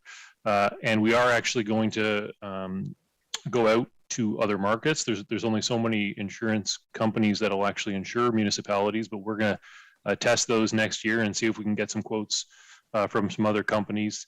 And then the other aspect is, as mentioned in the recommendation, this is a really significant increase. And while this wouldn't address probably the end of the year piece that you're asking about, we are wanting to advocate to the province to see if they can look at any way of addressing this kind of issue. So very frustrating that we're getting such a significant increase and then so late in the year to where we really don't have any other options. But unfortunately, it is something we see, albeit this is later than I've ever seen. Thank you, Mr. Chair. And to be quite frank, I'm not really in favor of supporting such a large increase, but I feel that due to the timing that our hands are tied. So is there a prorated aspects? Is that correct and stated that if something were to come up through the year, that this would be prorated and there still would be the ability to action that for the municipality on a prorated amount? Yeah, that's correct, Councillor. Thank you, Mr. Mayor. We've asked for that confirmation from our insurance company. They have confirmed that if we changed providers midway through the year, we'd get a prorated amount, our premium up until that point, which does give us a little flexibility. So we're going to keep on digging into this. It's just such a significant increase. We need to spend much more time on just seeing if we can get any better rates elsewhere. And so that is one of the tools we're going to try to use in the coming year in 2022 to see if we can get better pricing elsewhere. And just my last point, Mr. Taylor, I really appreciate your conversation earlier as well too, is that I guess I just would, advocate, yourself advocate for staff to these companies that it would be beneficial for council to have kind of hard numbers in November, so we are able to kind of discuss these matters a little further, especially when you see such a significant increase. And really, to be honest with you, I think that increase is extremely alarming, especially with the amount we're talking. And it would have been a little bit beneficial to have a little more time to maybe, come with an alternative motion. So I do appreciate and recognize it's not staff's issues, but hopefully in the future, these companies can give us a little bit more parameters to do some more diligence. So I do thank you for your time. Thank you, Councillor. I will certainly pass that along. I can assure you we've been saying that all along as well, but I do think there's an extra element where it comes directly as a message from Council, and certainly we'll pass that. Councillor Oche. Thank you, Your Worship. Dave, just one question. The cyber insurance that we cannot get this year, or coming year, was that also included in the price from last year? Yes, it was. So we're being charged that much more, plus we can't get it this year, coming year. Yeah, it's a very significant increase on kind of all fronts. Very disappointing overall. Extremely. Thank you.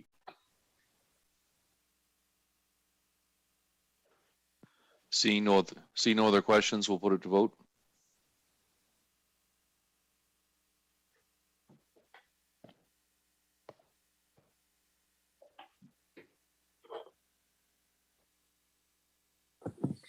All votes are in. Motion passes 15-2. Item 19, Community Human Services. 19A, update regarding implementation of 4 hours of care. Councillor Latimer. Yes, Mayor Caniff, I would fully support these recommendations. And if we can get a seconder, I'd like to make a comment and through Dr. Rydick. I'll second that. Okay, Councillor Oche. Councillor Latimer. Thank you. Well, I fully support this. I did write to April and Mary Alice because just hearing about the physician recruitment model tonight, I'm thinking that we should be maybe thinking about this for all of our long-term care and retirement communities. I realize we can't do anything right away, but we always every community is getting this money, and we end up in competition with each other, shorting each other of staff, and in the end, the care required for all of our residents. So I really think I was very glad to hear from April about that the Ontario Health Team is working on a health human resource strategy for our catchment area, and that would include long-term care and all the sectors within the healthcare system. So I wondered if she'd talk more about that, because I really think if we leveraged all of our monies towards this, that we would be gaining these positions, I guess, with more thoughtfulness and care for each other and total community. We have to go up to the 3 hours of care by March 2022, but my real concern is getting to the 4 hours of care by 2025. So I wonder, April, if you might comment on that. Sure. Thank you, Mayor Caniff. Certainly, provincial funding comes with lots of rules and regulations. And part of the rules is that this funding can only be used for frontline nursing care. Having said that, I do agree with Councillor Latimer. We are all in competition. As you can probably imagine, we require 40 positions right away. And that is a significant number that just for RVG alone, let alone all of the other long-term care homes who have also received funding, who will also be recruiting. So part of the work of the Chatham-Kent Ontario Health Team is to really look at health human resources across the entire healthcare sector. We are seeing shortages. We are seeing nurses and physicians and PSWs, all of our other OT, PT, every single individual working within the healthcare system has given it their all these last 2 years. Lots of people are retiring. Lots of people are switching jobs. So we do feel that we need to come together to really focus on a strategy that will bring people to Chatham-Kent who want to work in healthcare. And we need to really promote healthcare, especially long-term care, to our youth and young adults. So these funds cannot be used for things like job fairs or other kind of ways of recruitment. Like I said, they're just for frontline care, but that doesn't mean that we can't work together as a community and work with Audrey and her team in terms of some strategies to bring more people to Chatham-Kent. And like I said, entice others that are already here to go into healthcare. So we'll continue to work on that. And I also agree with Councillor Latimer. We need, in order to get to that 3 hours of care, we need to hire people right away. And that we have to get to that level by the end of March. And then we'll be hiring another probably 40 positions in 2022. So lots and lots of hiring within the long-term care sector. Thanks. I hope that helps, Councillor Latimer. It does, thank you. But I think it really behooves us to be a leader in this. I know there is a perception out there that Riverview Gardens pays the best, so we get all the staff. Well, I don't agree with that per se, but I do know that we need to take better care. We need to be a leader here with regard to looking at models of bringing on staff, sharing retention strategies, sharing recruitment strategies, so that potential staff, be it a nurse, a PSW, an OT, a speech pathologist, a dietary, can see what's available in Chatham-Kent with regard to their career and where they would like to go and see things happen. I think that can only be a benefit to all of our residents and ourselves come the future. So thank you again, April.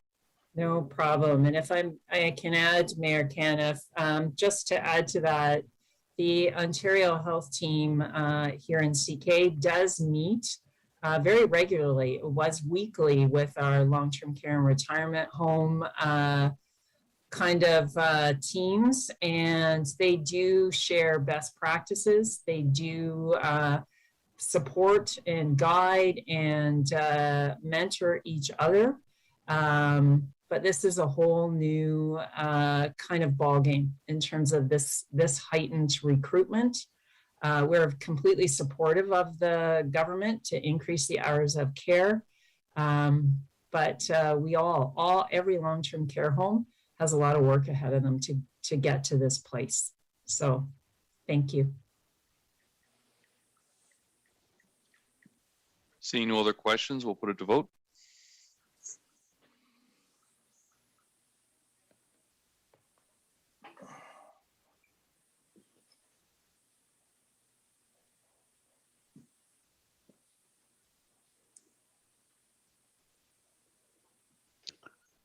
Just waiting for one more. All votes are in. Motion passes 16-1.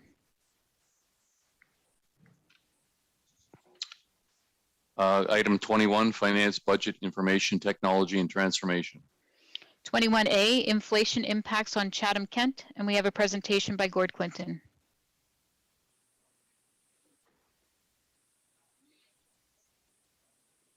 Thanks, everyone. I'm just setting up my screen here.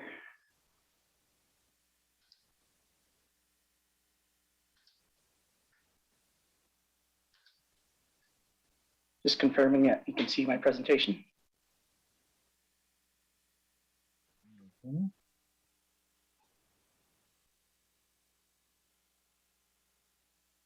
Yes, we can see it, Gord. Thanks. Perfect. So thank you, everyone. Giving an update on the recent inflation and its impacts on Chatham-Kent. So I'm not sure if all of you are aware. I grew up in Richtown, went to high school, Richtown Royals there, and then set off to become an economist with the Bank of Canada and went 4 years at university, got my honors economics at the University of Western Ontario. So then I went on to lots of other things. So that's a little bit of economics 101, but I'll try to keep it really simple tonight.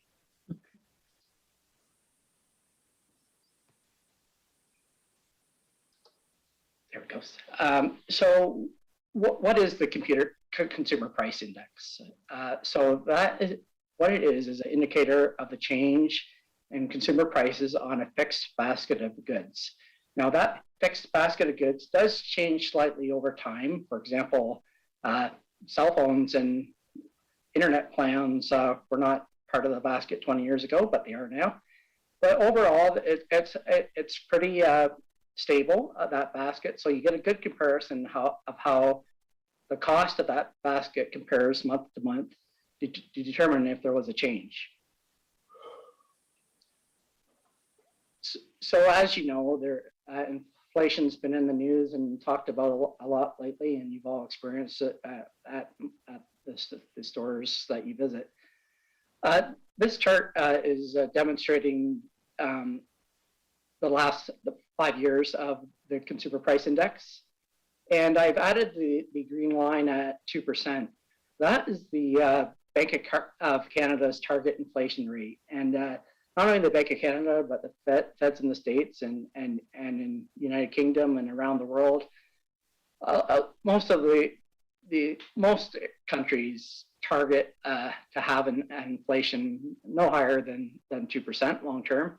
And as you can see, that was going along pretty well for 2017, 18, 19, and the start of 2020. Then you'll see in early 2020, February, March, a drop. And in fact, it turned into negative inflation for a month or two. And it's a dark blue line that shows the overall inflation rate. And then for the rest of 2021, it was slowly climbing. And then in the rest of 2020, it was slowly climbing back to 1%. And then in 2021, it took off straight up for month after month. And is that now at its 4.7% in October. The second line there is excluding energy. So excluding gasoline, the price of oil has one of the biggest changes. It had one of the biggest drops. Price of oil, future prices of oil actually went to negative territory for a few days in the spring of 2020 as well. But you remember the days where you might have got 80 cents gasoline for a couple weeks there, but now it has continued to skyrocket throughout 2021.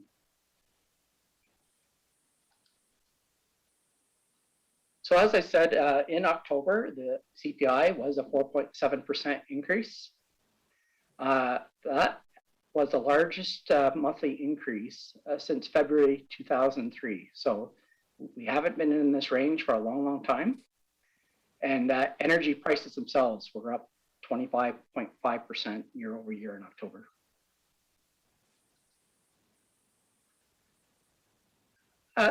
This chart for October shows the overall changes in the major 8 components baskets that they have in that basket of goods. So as you see, transportation being the worst. And transportation not only is the price of gasoline, but it's the price of buying cars, vehicles. Of course, that has to do with chip shortages and other reasons why, normally this time of year, you're seeing lots of Good Friday sales at all your dealerships and all that, where, this year there's no inventory on the lot. And so they're getting full price for the cars that they are selling. So transportation's the worst hit, but everything else, what people need every day, food, shelter, health and personal care, just everything across the board has seen a high rate of inflation in October. So you think that's bad, then we get to the building construction price index. So this is a narrower basket of goods of the goods that are used in the construction industry. The building construction price index rose 8.3% on a year-over-year basis in Q3 of 2021, and the residential construction index rose 20.3% on a year-over-year basis. So all the data that I'm giving you tonight, it's all from Statistics Canada and is published on their websites. So why is inflation high? Well, if you break it down, it's a little bit of economics 101. If people want it bad, they'll pay more for it. So people want to buy things. I'll give a few examples, but I'll just go over the points there. People want to buy things. People have the funds to do so. Their personal savings have reached an all-time high. The economy and employment is red hot, and suppliers cannot keep up with demand. So I'll dig into that a little bit further. My first stats from the United States. U.S. new unemployment claims fell to a 52-year low in October. Canada's unemployment dropped has dropped 3% from this time last year. Canada's unemployment rate is now 6.7%, and employment is back to pre-pandemic levels. Canada actually added 154,000 jobs in November. However, the actual labor force, the amount of people working, is actually well below 2019 levels, as many have left the workforce permanently and likely will not return.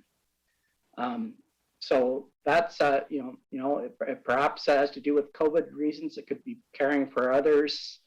I know there's lots with childcare issues or senior care issues. So there's lots of reasons why people, but once they've left the workforce, it is unlikely that many of them will ever return. Wages in Canada are actually up 5.1% over the last 2 years. And non-mortgage debt of Canadians, so not including their mortgage, but the rest of the debts of Canadians has dropped significantly as at the first of the pandemic, as things closed down, consumption dropped off very quickly, and people were worried, and actually, in some ways a good thing, paid off a lot of that credit card debt.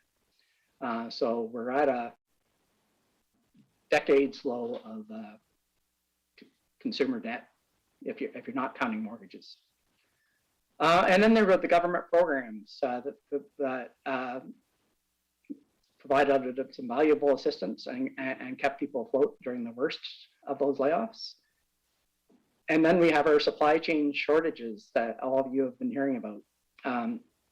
Everything is in short supply because it takes a while to ramp things back up, to rehire workers, to meet that surge in demand that happened in early 2021.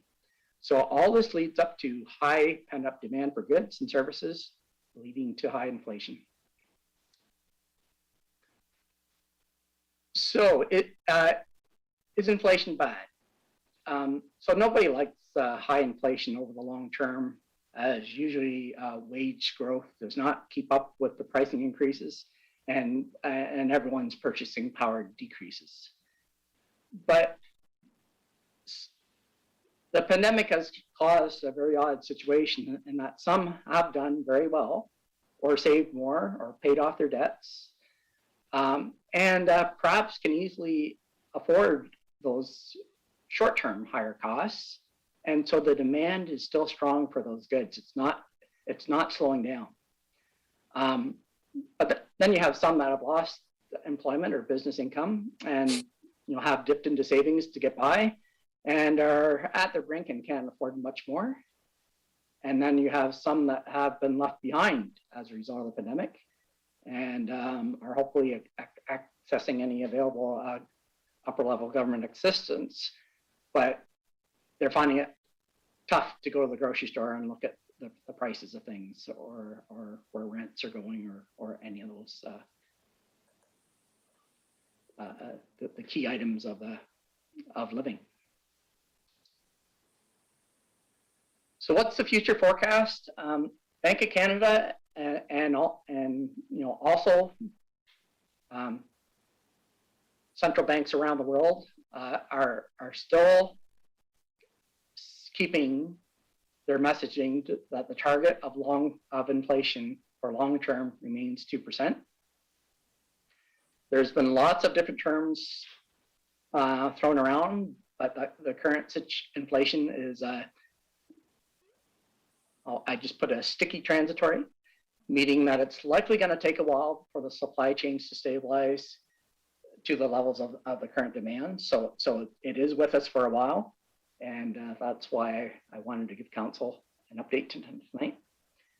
It's my opinion, and like I said at the beginning, I'm an economist. That means I'm right 50% of the time.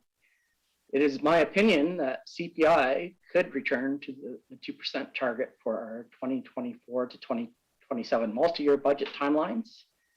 But I'm having a hard time not seeing that it will have a very significant impact on our 2022 and 2023 budgets, as it stays well above that 2%. This picture is Tim Macklin. If you don't know, that's our Bank of Canada governor. And his quote in his October 27th statement was, inflation may be around longer than anticipated. Transitory, but not short-lived. I think the Federal Reserve lately in the last couple weeks in the States has decided to drop the word transitory because it's staying around for a while. So I'm getting near the end here, but this is an example of prices do go up, but sometimes they go back down. So this here is for 2021, the lumber future prices, because that was a hot news item in the spring. This is the price per 1,000 board feet at the wholesale level. So we started off the year around $600 per 1,000 board feet. We got through winter, and then everybody, like going back to the previous slides, there was lots of people that weren't going out to restaurants, weren't spending their money elsewhere, had paid off their debts and decided to go on a renovation spree. So the price of lumber tripled, and in May peaked just around $1,700. This is US dollars per 1,000 board feet. So why did that shoot up so fast? Well, in 2020, with COVID coming and all the unknowns, the demand plummeted. Mills shut down or laid off part of their workforce. The supply chains disappeared. The trucking companies found other things to ship, and it just or just in general, less people working. So then in the spring, if you went to build a deck, you would have been shocked at your local retail home store where the price of a 2x4 had tripled in price. It took months for the lumber industry to rehire and get the supply chain back in place, including the truckers, just the distribution chains and manufacturing of wood products. But the bottom line that I want to indicate, by the time we got to July, supply eventually did catch up with demand, and the price fell to where it had started. Again, this is at the futures market level. Your 2x4 at your local home store may still be a little bit inflated over what it was a year ago, as it takes time for competition to bring prices back in line. But inflation doesn't extreme inflation doesn't have to last forever. It's about equaling the supply versus demand, and it just takes time for those supply chains to get back online. So conclusion for council, 2022 and 2023 budgets will have significant inflation impacts of between 3% and 4% overall, and much higher for our infrastructure projects. As you recall, the construction inflation has been running about double regular inflation. So that means with the same asset management plan funds, if the money's not replaced, we'll be paving less roads, we'll be fixing less bridges, roof replacements, wherever it goes. The money, how it currently looks, has to be stretched a lot thinner, and a lot less is going to be done. So we either have to pay more, which for a municipality means tax increases, or we do less, which, reminding council that we have one of the oldest asset stocks across the province. Our buildings in particularly are way past older than average, and everything is going to cost more. I do anticipate that in 2024 to 2027 multi-year budget that we'll be back in this 2%, but it is a tough budget coming up. EMT has completed deliberations on the draft 2022 budget. we are gathering the final details right now, but with rising costs for everything we buy, we know it's going to be tough, and we all, everyone on in senior management, want to succeed in responding to council's strategic directions. But many of these things are coming at very high costs this year. And across Ontario, we're seeing most draft budgets come in the 4 to 6% range, with inflation and COVID impacts being the largest drivers. Tonight, again, you heard about the insurance item, where we faced a 40% inflation in the insurance field for and with a little bit less service. So that's one example, but we're facing that all over the place. So with that happy news, I want to thank you for your time tonight, and I'll open it up for questions.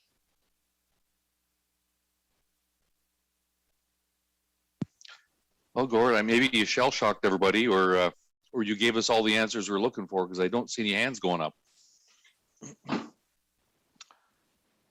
So with that, Gord, thanks for the report, and we'll move on to the next item. 21B, budget savings. Councillor Latimer, you had a question regarding this. I did. I wondered if Gord could just give us a comment on where the $1 million in savings was found, and whether whether it will impact or it won't impact our 2022 budget, viewing our expected population growth, or assessment growth, and the wonderful inflation news he just handed us. Thank you, Mayor Caniff. As noted in the report, the $1 million that I was pointed to was in savings and finding new revenue sources. There'll be a couple dozen lines where that all comes through when you see the detailed budget on that. Just a reminder, we're presenting to council on Wednesday, January 12th at 6 p.m.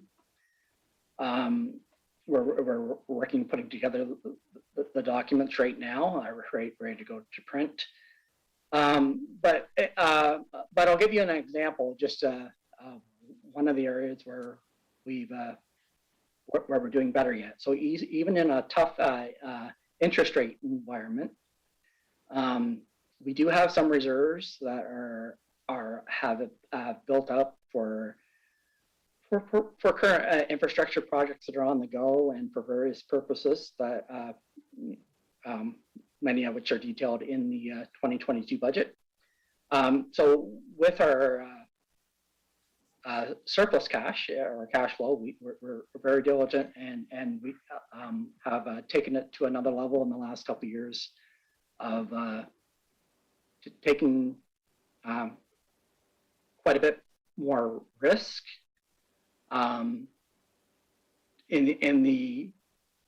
with the object of trying to get higher gains on our cash balances, rather than interest in our bank account. We actually get an excellent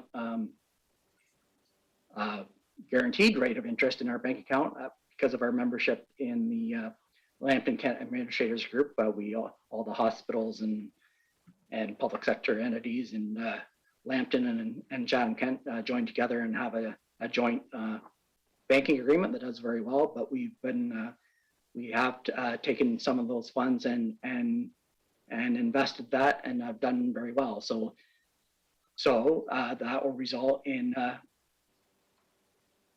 some new revenues that we're able to bring into the budget. Then across the organization, there's lots of examples of where people have have changed the way they work, or no longer, just things have changed where they've identified small sources of funds here and there, and it adds up when we put it all together.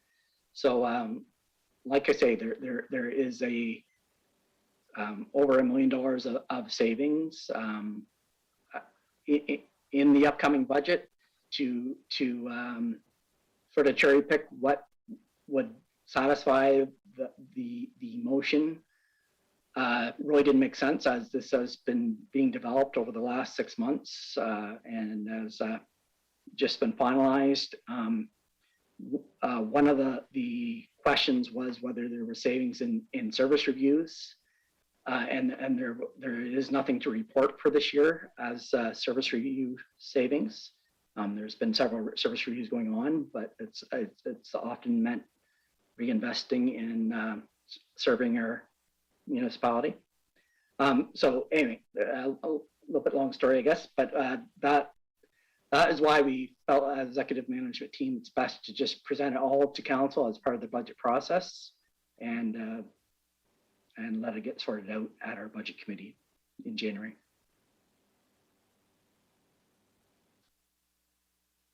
Thank you, Gord. We'll all be looking forward to Wednesday, January the 12th. We'll go now to the closed session reports. Councillor Hall, and then can I get Councillor Bondi to second that, please?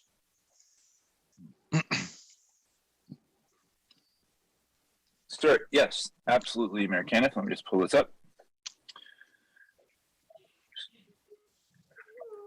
Yeah, Council closed session report for Monday, November 29th, 2021. Councillor Finn declared a conflict of interest. All other members of council were present. Council directed administration on personal matters about identifiable individuals with regard to Ministry of Labor Order, Section 239(2)B of the Municipal Act. And the council closed session report from Monday, December 6th, 2021. Councillor Finn declared a conflict of interest. All other members of council were present. Council directed administration on personal matters about identifiable individuals with regard to a Ministry of Labor Order, Section 239(2)B of the Municipal Act. And both of those reports are so moved, Mayor Kenneth. And seconded. Okay, with that, we'll put it to vote.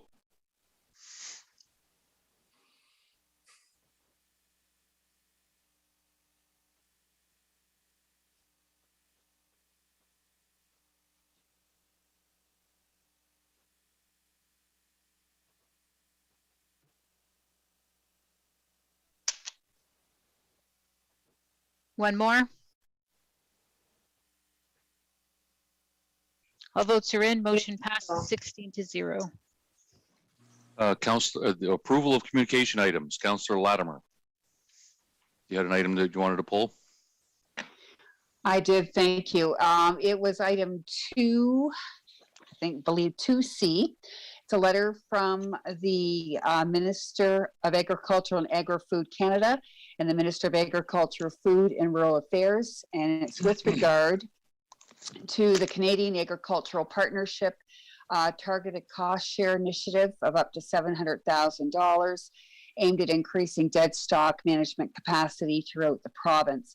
And I know there are a few of our farm organizations here working on this with the province.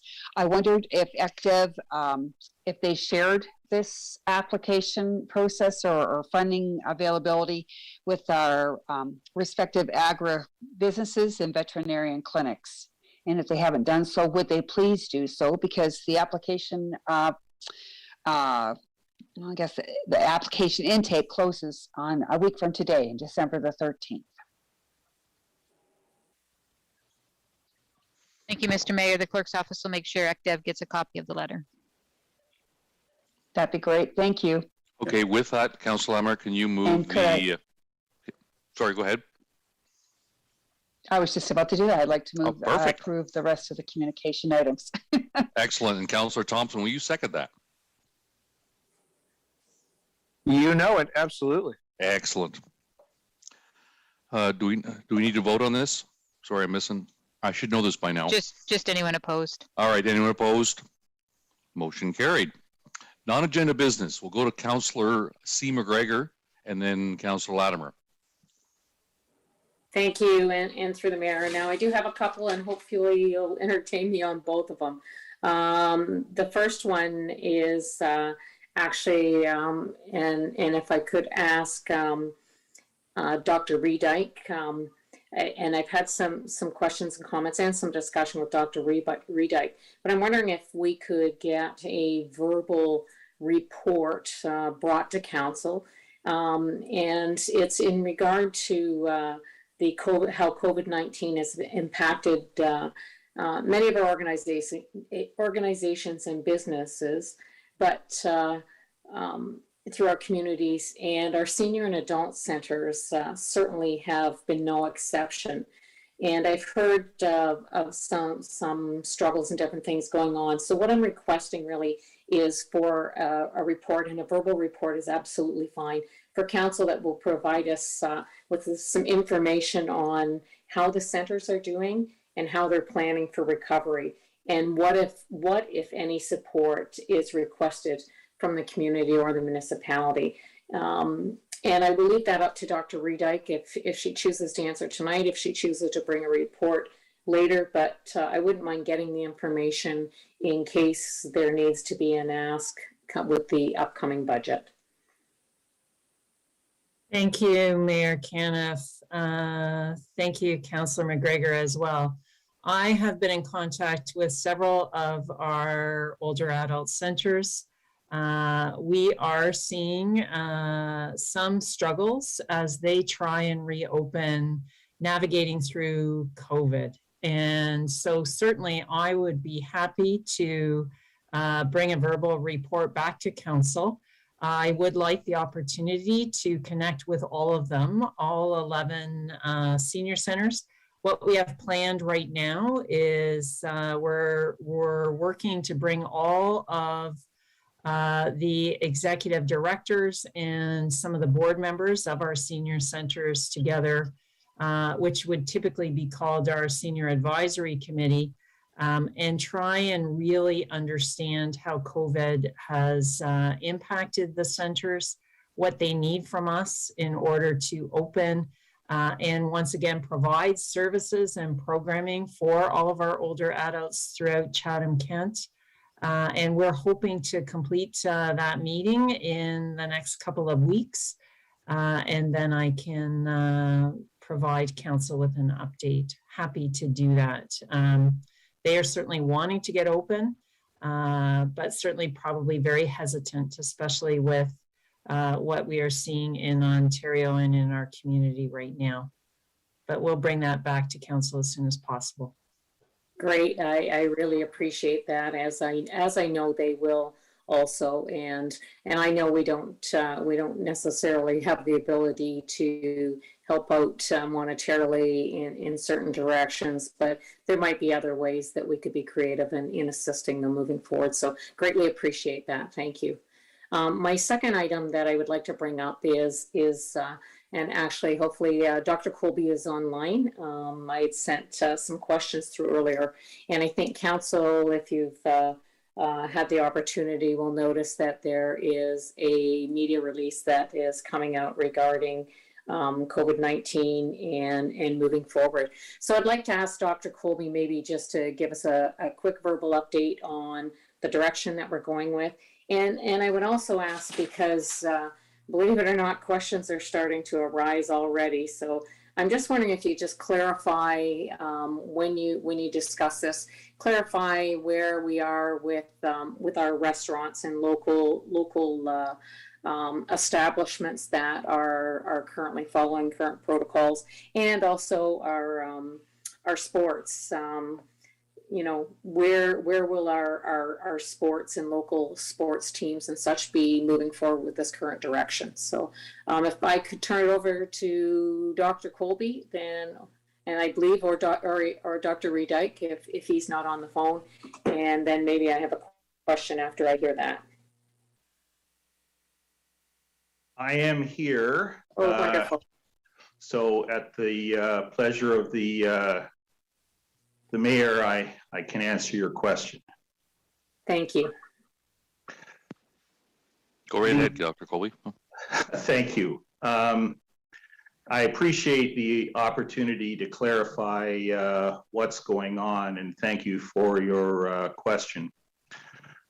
We have seen a very sharp increase in cases of COVID-19.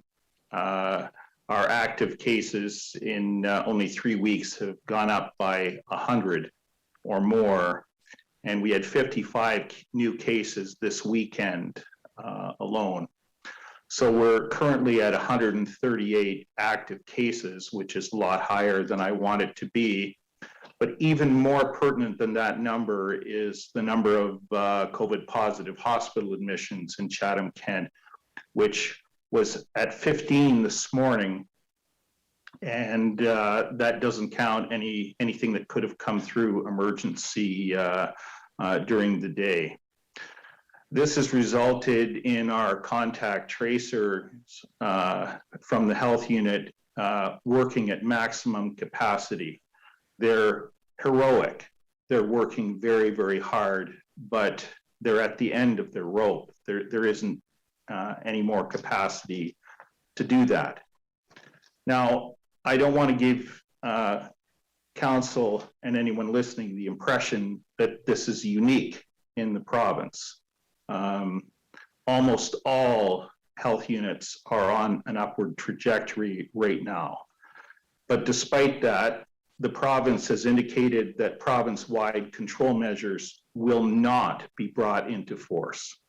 Rather, control measures will be left to each of the 34 local medical officers of health to enact. And as the Chatham-Kent medical officer of health, faced with this kind of increase, I must act. Our epidemiology in Chatham-Kent is mainly transmission from social gatherings and household exposures.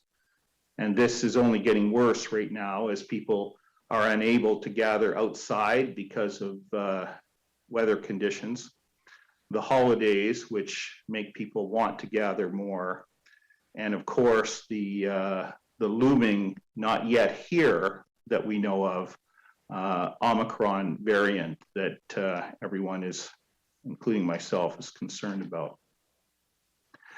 In Chatham-Kent, we have had outbreaks from workplaces, churches, and schools, mainly very small outbreaks in schools because the cohort control system that we have implemented enables us to arrest spread in schools very rapidly. So we don't have big outbreaks there. But we have not seen any outbreaks associated with restaurants and bars in Chatham-Kent. And that's because these are very controlled environments and only those showing appropriate proof of vaccination are allowed entry. So we have not seen a problem there. So in answer to the one question that you had, Councillor McGregor, we are not extending the letter of instruction that I have prepared today to have any impact on restaurants and bars. I don't see any reason to penalize these establishments in Chatham-Kent when they are not resulting from any problems, or they are not causing any problems in terms of our numbers. So today we issued 2 press releases, and the first one encouraged people to stay home if they have any kinds of symptoms, vaccinated or not. Now, this is not to imply that vaccination is not effective. It remains very effective, not only at preventing infection, but preventing the severe kinds of infections that result in admissions to hospital. That's a plea directly to the public to modify their behavior in order to decrease the transmission in our community. The second is a legally binding letter of instruction. And this letter of instruction, I had the able assistance of the Chatham-Kent legal team in drafting this, and I'm very grateful for their help. So this basically compels a review of workplace safety plans on a regular basis, encourages companies to enable remote work for their workers whenever that is reasonably possible, and ensuring physical distancing in the workplace. And those businesses that are already required to provide lists of clients and attendees, that they are required to submit that information to the health unit promptly whenever requested. So this is largely just fine-tuning and housekeeping. The most significant part of this is decreasing the provincial limit of 25 people for private indoor gatherings down to 10. And that is because we are seeing transmission at such gatherings, and limiting the number of people that can gather, particularly as gatherings become more frequent in holiday periods, I think is crucial for controlling this rapid increase that we are currently experiencing. I've also made some requirements for weddings, funerals, and religious gatherings, that they are not to have any receiving line activities, which inevitably result in people being too close together. That there must be assigned seating for all guests, masks at all times, and again, keeping lists of attendees, because we've had a very difficult time doing contact tracing and investigation of several outbreaks at weddings, funerals, and religious gatherings. So that's about the sum total of the new letter of instruction. I can issue additional letters of instruction that are legally binding at any time under the Reorganizing Ontario Act. So we'll just see how our numbers do. Councillor McGregor, you asked a question about how this would impact sports. I have made no changes whatsoever to the rules and regulations around organized sports. So there's really no impact there. So I was listening carefully to Gord Quinton's report. So to paraphrase Tiff Macklem, as quoted by Gord Quinton, COVID-19 may be around longer than anticipated, transitory, but not short-lived. Thank you. Thank you, Dr. Colby. Very much appreciate the explanation, and I think that will put some people's minds at ease, at least in regards to restaurants, bars, and our indoor sports and sports activities. So thank you very much for the explanation. You're welcome. Councillor Latimer, followed by Councillor Hall.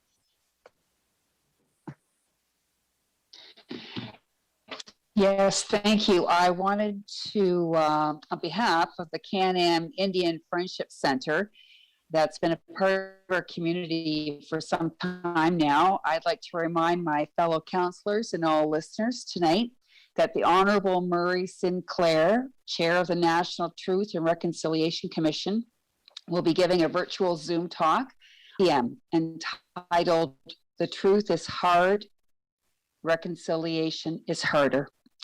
So registration for this event is free, and I'm hoping that as many as possible in our community are able to take part in this educational opportunity. Thank you.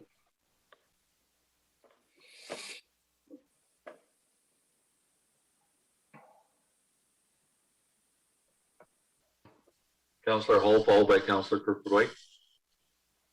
Thank you, Mayor Kenneth. Councillor Carmen McGregor and I were very happy to represent council, the mayor and council, on Friday at a very exciting announcement at the hospital in Wahlsburg.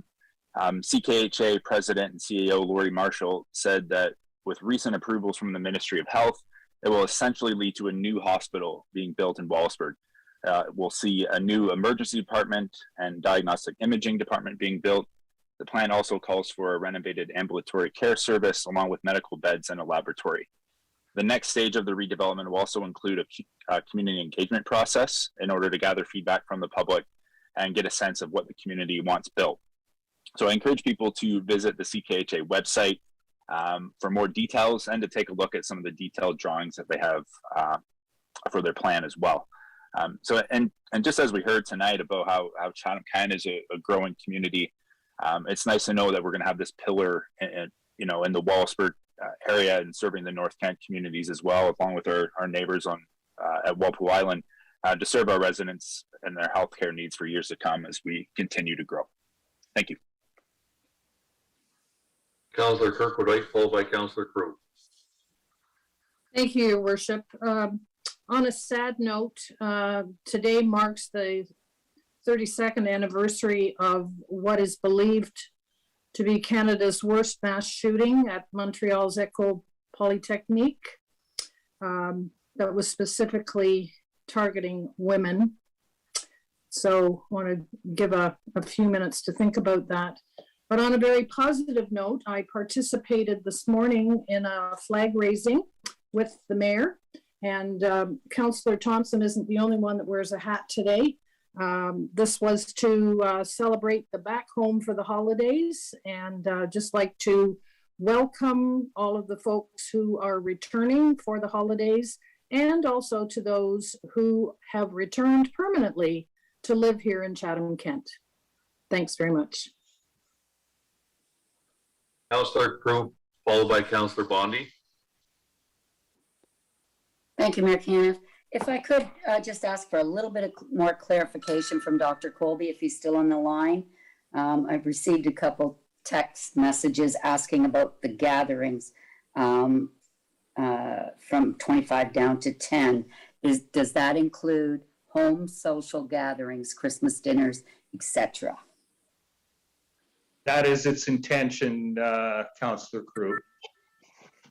Thank you. Councillor Bondi. Thank you, Mayor Caniff. Through you to Dr. Colby. Dr. Colby, I'm just a little confused when you talk about gatherings in bars and restaurants and, perhaps casinos, etc., versus weddings, funerals, religious gatherings. I don't understand what is the difference between those gatherings. Like, there are a number of people coming together in the same places. I don't understand the separation of one versus the other. So if you could just clarify that would be great. Thank you.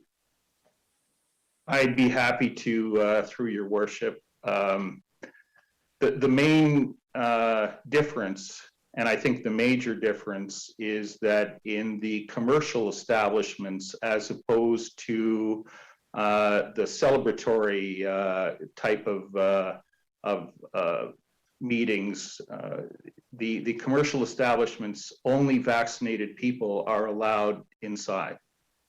So all of the patrons have to be vaccinated.